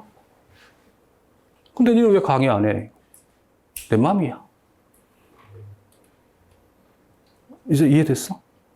이걸 두고 책을 따지는 거지. 왜 이건 얘기 안 하냐고. 그걸 내가 어떻게 알아? 이제 뭘 하지 말아야 될지 알겠어? 책이 없으면 그냥 이 사람은 중요하게 취급하지 않는가 보다인 거지. 없다가 아니고 뭐를 착각하느냐면 우리는 세상에서 밝혀져 있는 모든 생명 현상에 대한 것이 우리 책에 다 기록되어 있다 착각하는 거지. 모든이 아닙니다. 알겠지? 아까 뭘 한다 그랬지? 생물의 이론은 모델화 한다 그랬지. 그지? 그래서 모델화된 것이 수록되어 있는 것이지 수록되어 있지 않다고 없다는 얘기가 아닙니다. 그래서 가장 큰 문제가 이건 거지. A가 있다라고 서술되어 있는데 어떻게 받아들이느냐 하면 A만 있다라고 받아들이거나 B가 없다라고 받아들입니다. 이것도 내가 몇 번 받아본 질문이에요. 예를 들게 되면 고래는 미오글로빈이 굉장히 많습니다. 그러니까 그 다음 주에 한 선생님이 오셔가지고 질문하시더라고. 고래는 왜 헤모글로빈이 적어요? 라고 묻더라고. 내가 갑자기 뻥치잖아. 뭐 생각해보진 않은 질문을 하니 아니 근데 고래가 헤모글로빈이 적다는 얘기 어디서 봤냐고. 난 본 적이 없으니까. 고래가 헤모글로빈도 우리보다 많아요. 그래서 네가 수업했지 않냐고. 내가 수업했다고 언제? 내가 잘못 얘기했는가 보다. 나 그렇게 얘기한 적 없지 싶은데 그러면 내가 실수했다고 미안하다고. 그래서 혹시 그 노트가 있으면 보여달라고. 그러니까 뭐 노트를 보여주는데 뭐라고 적혀 있냐면 미오글로빈이 많다라고 적혀 있는 거지. 아니 미오글로빈이 많다라고 했는데 왜 내가 헤모글로빈이 적다고 얘기했다고 얘기를 하지? 그러니까 아니 미오글로빈이 많으면 헤모글로빈 적지 않냐고. 사람 미치게 만드는 거지 이게. 나는 미오글로빈이 많다라고 얘기했는데 왜 받아들일 때 헤모글로빈이 적다라고 받아들이냐고. A가 있으면 이것만 보라고. 이것만. 사고를 확장해가지고 B는 없는가 보다 생각하지 말고. 이제 이해가 되겠어? A가 있으면 A가 있는가 보다 하면 되지. 왜 A만 있다고 받아들이냐고. 또 대표적인 예를 들게 되면 해독은 어디에 산다고? 간. 그지? 그러니까 질문하더라고. 아니 왜 해독을 간에서만 하냐고? 아니 내가 언제 간에서만 한다 했냐고. 간에서 한다 했지. 그렇잖아. 페록시다제 누가 가지고 있어? 포옥시즘 가지고 있어. 그리고 카탈라제, 페록시다제. 근데 페록시다제는 미토콘드리아도 있어요. 그럼 과산화수소도 독소야. 그럼 과산화수소에 대한 독성이 제거되는 것은 미토콘드리아에서도 제거되게 되고 포옥시즘에서 제거돼. 이건 다른 모든 세포에서 다 일어나. 간에서만 일어나는 거 아니야. 근데 내가 언제 간에서만 일어난다고 했냐고. 간의 활면소포체에서 일어나는 해독이라고 하는 것은 모든 해독이 아니잖아. 그러니까 자꾸 앞에다가 습관적으로 뭐를 붙이고 있지? 모든을 붙이는 거지. 이는 어디에 사는 작업이야? 저급한 물리나 화학에 사는 작업이야. 이걸 빨리 탈피해야 됩니다. 책에 나와 있는 문장에다가 앞에다가 모든 절대 붙이면 안 됩니다. 이게 습관이 잘 안 바뀝니다.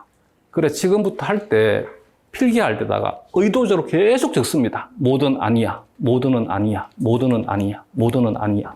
이것도 마찬가지. A가 있다라는 문장이 있으면 A만 있다라고 적고 아니야. 이걸 한 달만 딱 해봐봐. 그러면 조금 길들여질 수 있어요. 두 번째. 얘는 개념이 뭐냐고 물어. 이건 진짜 많이 들어온 질문입니다. 그러니까 조금 전에 네가 두 부분전화 사이의 정전기적 인력은 수소 결합이고 두 이온 사이의 정전기적 인력은 이온 인터랙션이면 얘는 개념이 뭘까요? 난들 어떻게 하냐고. 내가 개념 만드는 사람이냐고. 얘는 뭐라 하면 돼? 그냥 정전기적 인력이라 하면 되지. 또 똑같은 형식의 문제, 대표적인 것이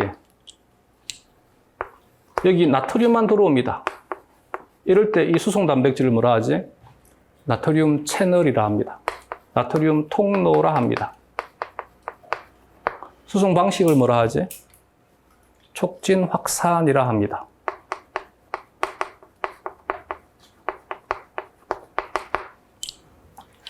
여기에 나트륨이 들어올 때 포도당을 끌고 들어옵니다. 이것의 수송 이름을 뭐냐고 묻습니다. 내가 어떻게 하냐고. 책에 나와 있지 않는데. 그럼 얘는 그냥 뭐라 하면 돼? 나 이거 진짜 이해 안 되더라고. 작년 모의고사에서도 이걸 굳이 촉진 확산 적더라고. 난 그 사람이 진짜 이해가 안 돼. 뭐 하려고? 내가 몇 번 얘기했어요. 이론할 때도 얘기를 하고, 문제풀이 할 때도 얘기를 하고, 내용학 모의고사 할 때도 얘기를 하고, 절대 여기다가 촉진확산 적지 말고, 책에는 수동수송이라 나와 있으니까 그냥 수동수송이라 적으라 그렇게 부탁을 했어요. 그런데도 굳이 모의고사에다가 촉진확산 적더라고. 왜 그걸 적었을 것 같아? 지가 고민해봤거든. 고민하지 말라고, 알겠지? 얘는 가장 상위의 개념을 준 거지, 구체적인 개념을 안 준 겁니다. 무슨 말이냐 하면, 어떤 상황이냐면, 우리는 언어학을 공부한다고 생각을 하면 돼. 집에 내가 시바견을 하나 키워요. 처음에는 안 키우려고 그랬어요. 왜냐하면 일본개잖아. 차라리 진돗개를 키우면 키우지, 시바견은 좀, 또, 개 품종명도 좀 이상하잖아. 시바잖아. 그래서 내가 이제, 근데 어쨌든, 그 혈통이 좋은 혈통이고, 비싼 개라고 이제 장모님이 주셨어요. 그래서 키웠는데, 지금은 없으면 안 될 것 같아. 너무 좋아하는데. 왜냐하면 집에 갈 때 반겨주는 애는 개밖에 없어요. 다른 누구도 나를 거들떠보지 않는데 개만 와가지고 꼬리를 살랑살랑 흔들어주니까 그게 너무 이쁘더라고. 너무 이쁘니까 이름을 별이라고 지어준 거지. 그렇다 해서 내가 밖에 나와 있는 모든 개에다가 이름을 다 지어줘야 돼? 그렇잖아. 그럼 왜 모든 것들에다가 이름을 다 지어주려고 하냐? 그냥 얘는 뭐라고 불러주면 돼? 수동수송이라고 불러주면 되지. 그지 않나? 내 말 이해가 되겠어? 어떤 한 분류군이 가지고 있는 고유한 파생 형질이라 해서 이름을 뭐라고 불러? 전부 똑같은 맥락의 질문들입니다. 똑같은 케이스의 질문인데 각각의 질문자가 다 다릅니다. 근데 이걸 질문한 사람은 저건 질문하지 않고 저걸 질문한 사람은 이걸 질문을 안 합니다. 저 무슨 말이냐면 이 질문이나 똑같은 질문이잖아. 그런데 이걸 질문한 사람은 여기에 대해서는 질문 안 한다는 얘기야. 그 말은 일관성이 없다는 얘기야.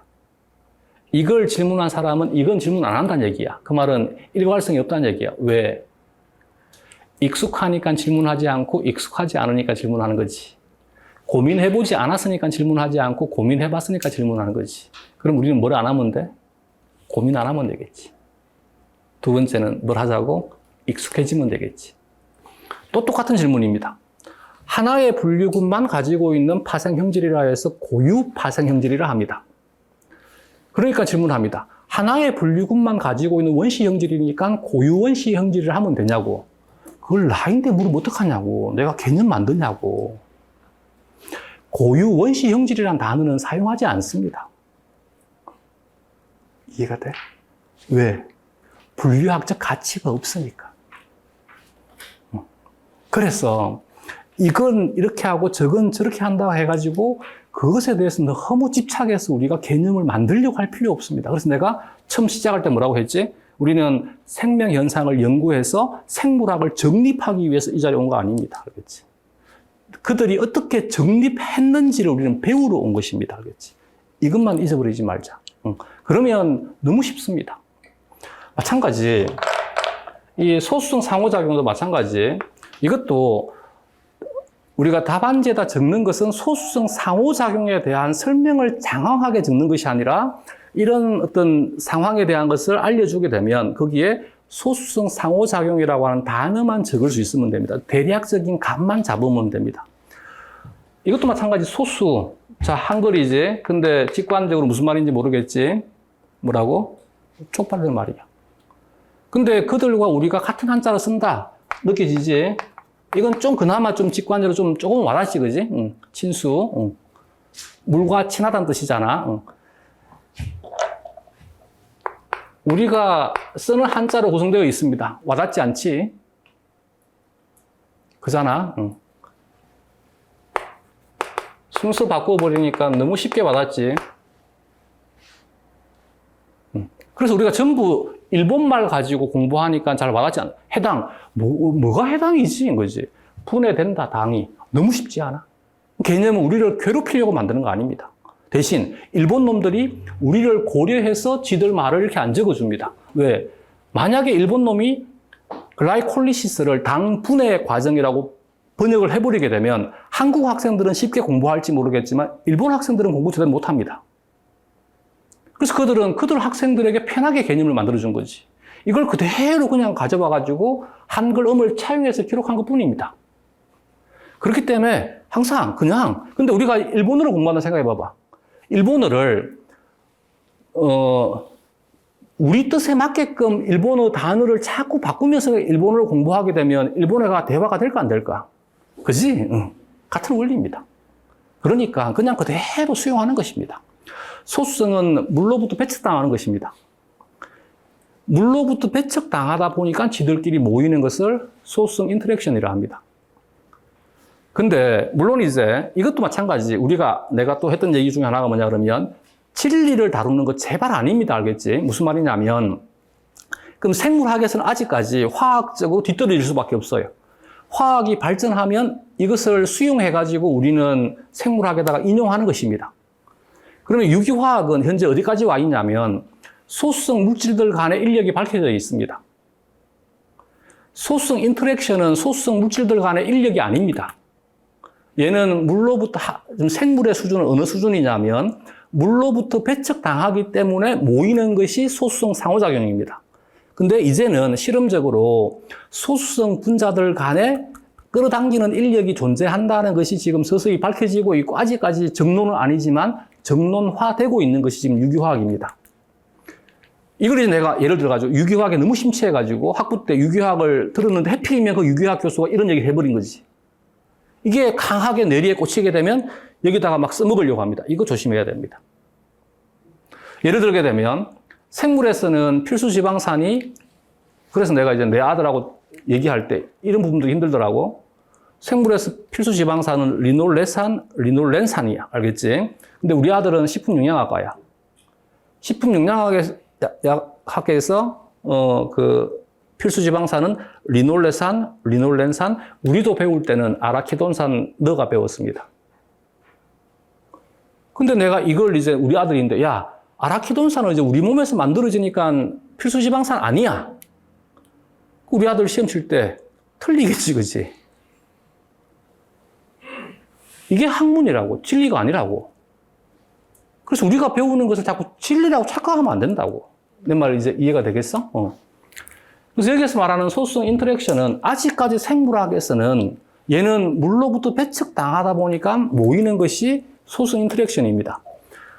이들이 가까이, 소수성 입자들이 가까이 접하게 되면 형성되는 인력이 있습니다. 이걸 반데르발스 인력이라 합니다. 그래서 현재는 생물학에서는 소수성 인터랙션과 반데르발스 인력에 대한 것은 그냥 동일시합니다. 근데 유기화학에서는 반데르발스 인력이 아닌 또 다른 소수성 인터랙션이 있다라고 생각을 하고 있어요. 우리는 반영할 필요 없습니다. 이런 부분들만 조심하면 됩니다. 그래서 너무 화학적으로, 물리적으로 깊이 파고들려고 하면 안 됩니다. 알겠지? 그러면 답안을 적을 때 만약에 3개의 단어를 단백질에서 3차 구조가 형성이 될 때 관여하는 중요한 비공유 결합을 3가지 적으세요. 그러면 이 사람은 이 단어 3개를 떠올리는 사람이겠지. 그치? 3개 적어주면 됩니다. 근데 문제에서 만약에 4가지를 적으세요 하면 뭘 적어주면 돼? 4가지 반데르발스 인력 넣어주면 됩니다. 그래서 그 질문자에 맞게끔 생각하고 적어주면 되는 것입니다. 시험 문제가 무조건 다 옳아야만 되는 거 아닙니다. 우리 문제에 오류 진짜 많습니다.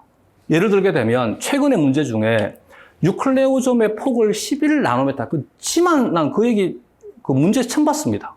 모든 책의 뉴클레오점은 폭이 10나노메타입니다. 근데 문제에서 뽀젓이 11나노메타라고 적혀 있습니다. 지 생각을 적는 거지. 대신 적혀 있는 문장이니까 우리가 그 시험 치를 때는 아무 문제 없겠지, 그지? 이처럼 그들도 다 통일되어 있지 않습니다. 알겠지? 그러니까 항상 출제자에 맞게끔 생각해야 됩니다. 그래서 물리나 화학하는 애들이 생물 공부하기 너무 힘들어 합니다. 상황에 따라 가지고 단어를 달리하고 똑같은 거야. 예를 들어 내가 지금은 이제 전화가 오면 이름이 저장이 되어 있으니까 이름이 뜨겠지만 옛날식 전화기를 대고 아버지인데 전화를 한 거지. 아버지가 누구세요? 라고 했는데 내가 저 강치욱입니다. 좀 뭔가 대화가 어색한 집안 같지 않아? 그치? 응. 물론 이제 요즘 그러긴 하더라고. 우리 딸이 민경인데 마누라가 부를 때 야 강민경이라고 부르더라고. 아니면 글자 수가 많으니까 강민 그러더라고. 응. 근데 우리 때는 보통 저 아버지 욱입니다라고 했단 말이지. 친구가 여보세요? 누구세요? 나 치욱이야. 나 강치욱이야 라고 하지 않고 치욱이야 라고 한단 말이지. 그렇다 해서 내가 주민등록증을 잃어버린 거지. 주민센터에 가가지고 재발급을 받는데 앞에 앉아 계신 이쁜 아가씨가 물어요. 성함이 어떻게 되십니까? 저 욱입니다. 좀 뭔가 좀 어색하지 않나? 이럴 때는 강치욱입니다 라고 하지 않나? 그래서 상황에 맞게끔 똑같은 물질인데 표현하는 형태는 제각각인 거지. 예를 들게 되면 어떨 때는 ATP라고 표기하는데 어떨 때는 ATP 4-라고 표기하고 어떨 때는 MgE 플러스 ATP 4-라고 표기하고 또 어떤 놈들은 아예 얘가 중화가 되어버렸으니까 Mg ATP 2-라고 표기하는 거지. 이것도 질문 정말 많이 들어옵니다. ATP가 ATP 4-로 바뀌니까라고 질문하더라고. 바뀌긴 뭘 바뀌어? 우기가 치우기로 바뀌었어? 똑같은 단어야, 똑같은 단어. 바뀌는 게 아니고. 그러면 이 ATP와 ATP 4-와 MgE 플러스 ATP 4-를 통해서 우리는 무엇을 인지하는 거야? 이 사람이 나에게 알려주고자 하는 정보량에 대한 것을 우리는 인지하는 거지. 이 사람은 그냥 어떤 물질인지만 알면 이 문장은, 해석이 되는가 보다인 거지. 이 사람은 이 문장을 읽을 때 이 물질에 대한 전하량도 고려해가지고 네가 한번 읽어봐인 거지. 이 사람은 이 문장을 읽을 때는 전하량만 고려하지 말고 효소가 이용하는 보조인자가 뭔지도 생각하면서 한번 문장을 읽어봐 줄래? 이 뜻이야. 이걸 우리는 배우는 거 생물학을 공부하는 거야. 얘가 4-가 왜 4-가 될까에 대한 화학적 원리를 공부하는 거, 생물학을 공부하는 것이 아니고. 이제 우리가 공부하는 생물학이 정확히 무엇인지 이해가 되겠어? 그러면 답안 적을 때도 내가 ATP라고 적어야 될지, ATP 4-라고 적어야 될지, MgE 플러스 ATP 4- 적어야 될지 좀 감이 와? 즉 내가 출제자에게 정보를 알려주고자 하는 만큼만 적어주면 된다는 얘기지. 근데 만약에 ATP라고 하는 단어를 적어야 되는 곳에 이 단어를 적는다 해서 틀렸다 하진 않는다는 얘기지. 그러면 내가 어떤 상황인지에 대해서 도저히 판단이 안 돼. 힘들어. 뭘 적으면 돼? 정식, 명칭 다 적으면 돼. 근데 이 상황에 대한 것이 난 너무 잘 이해가 돼. 그러면 되도록이면 적합한 단어를 적어주면 되는 거예요. 이제 여기까지 이해가 되겠어? 이걸 이제 계속 훈련하는 거야. 알겠지? 이건 훈련하는 것이지 이해하는 영역이 아니잖아.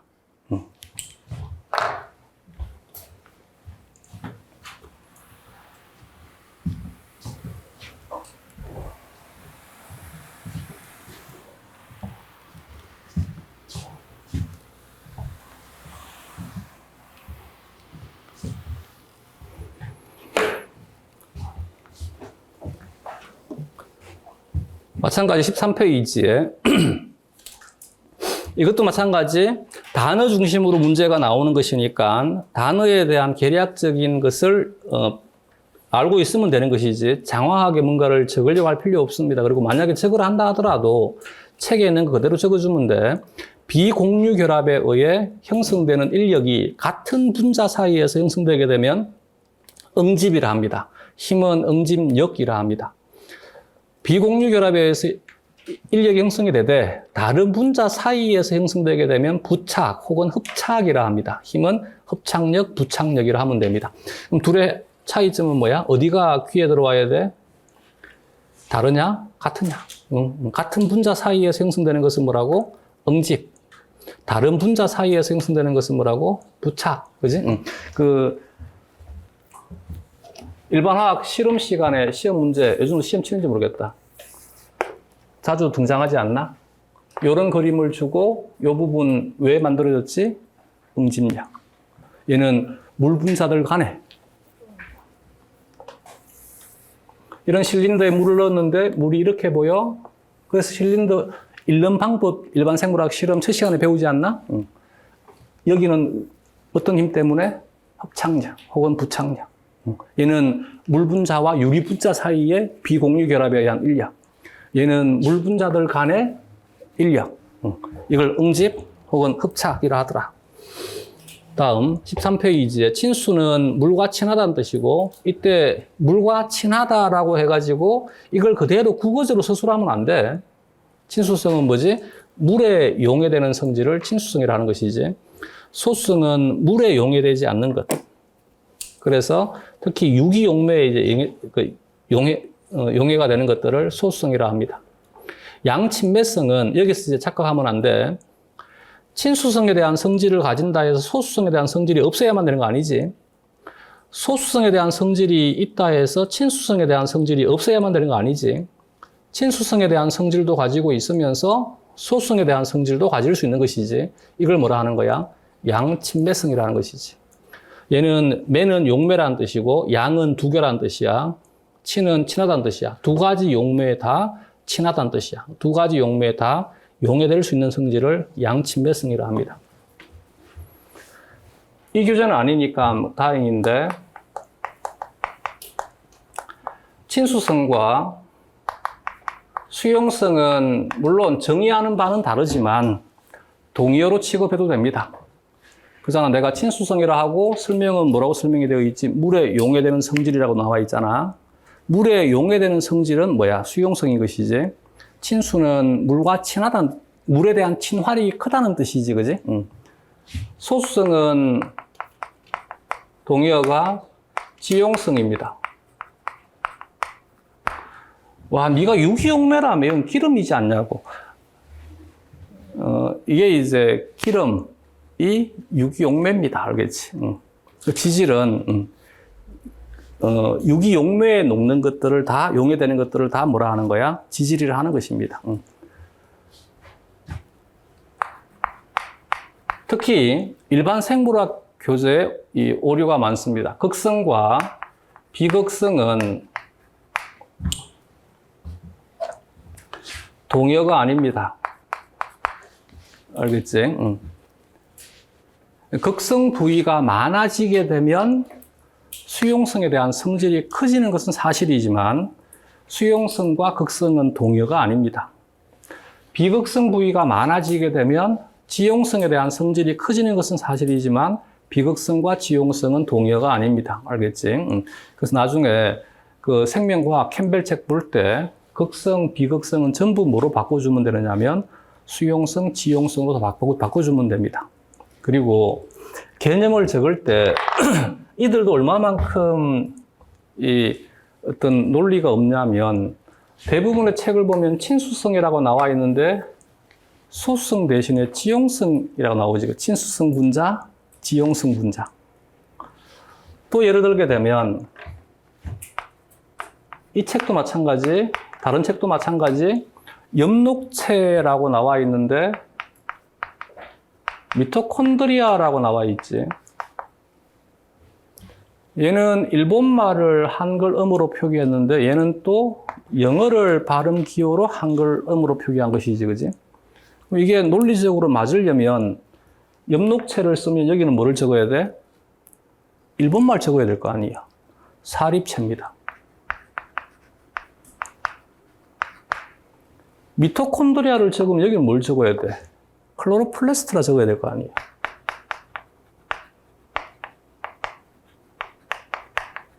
내가 하고 싶은 얘기가 뭐냐 그러면 그들도 개념 없어요.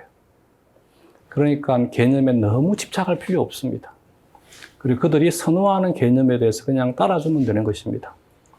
굳이 이제 설명을 하자라면 시험과는 전혀 무관한 겁니다.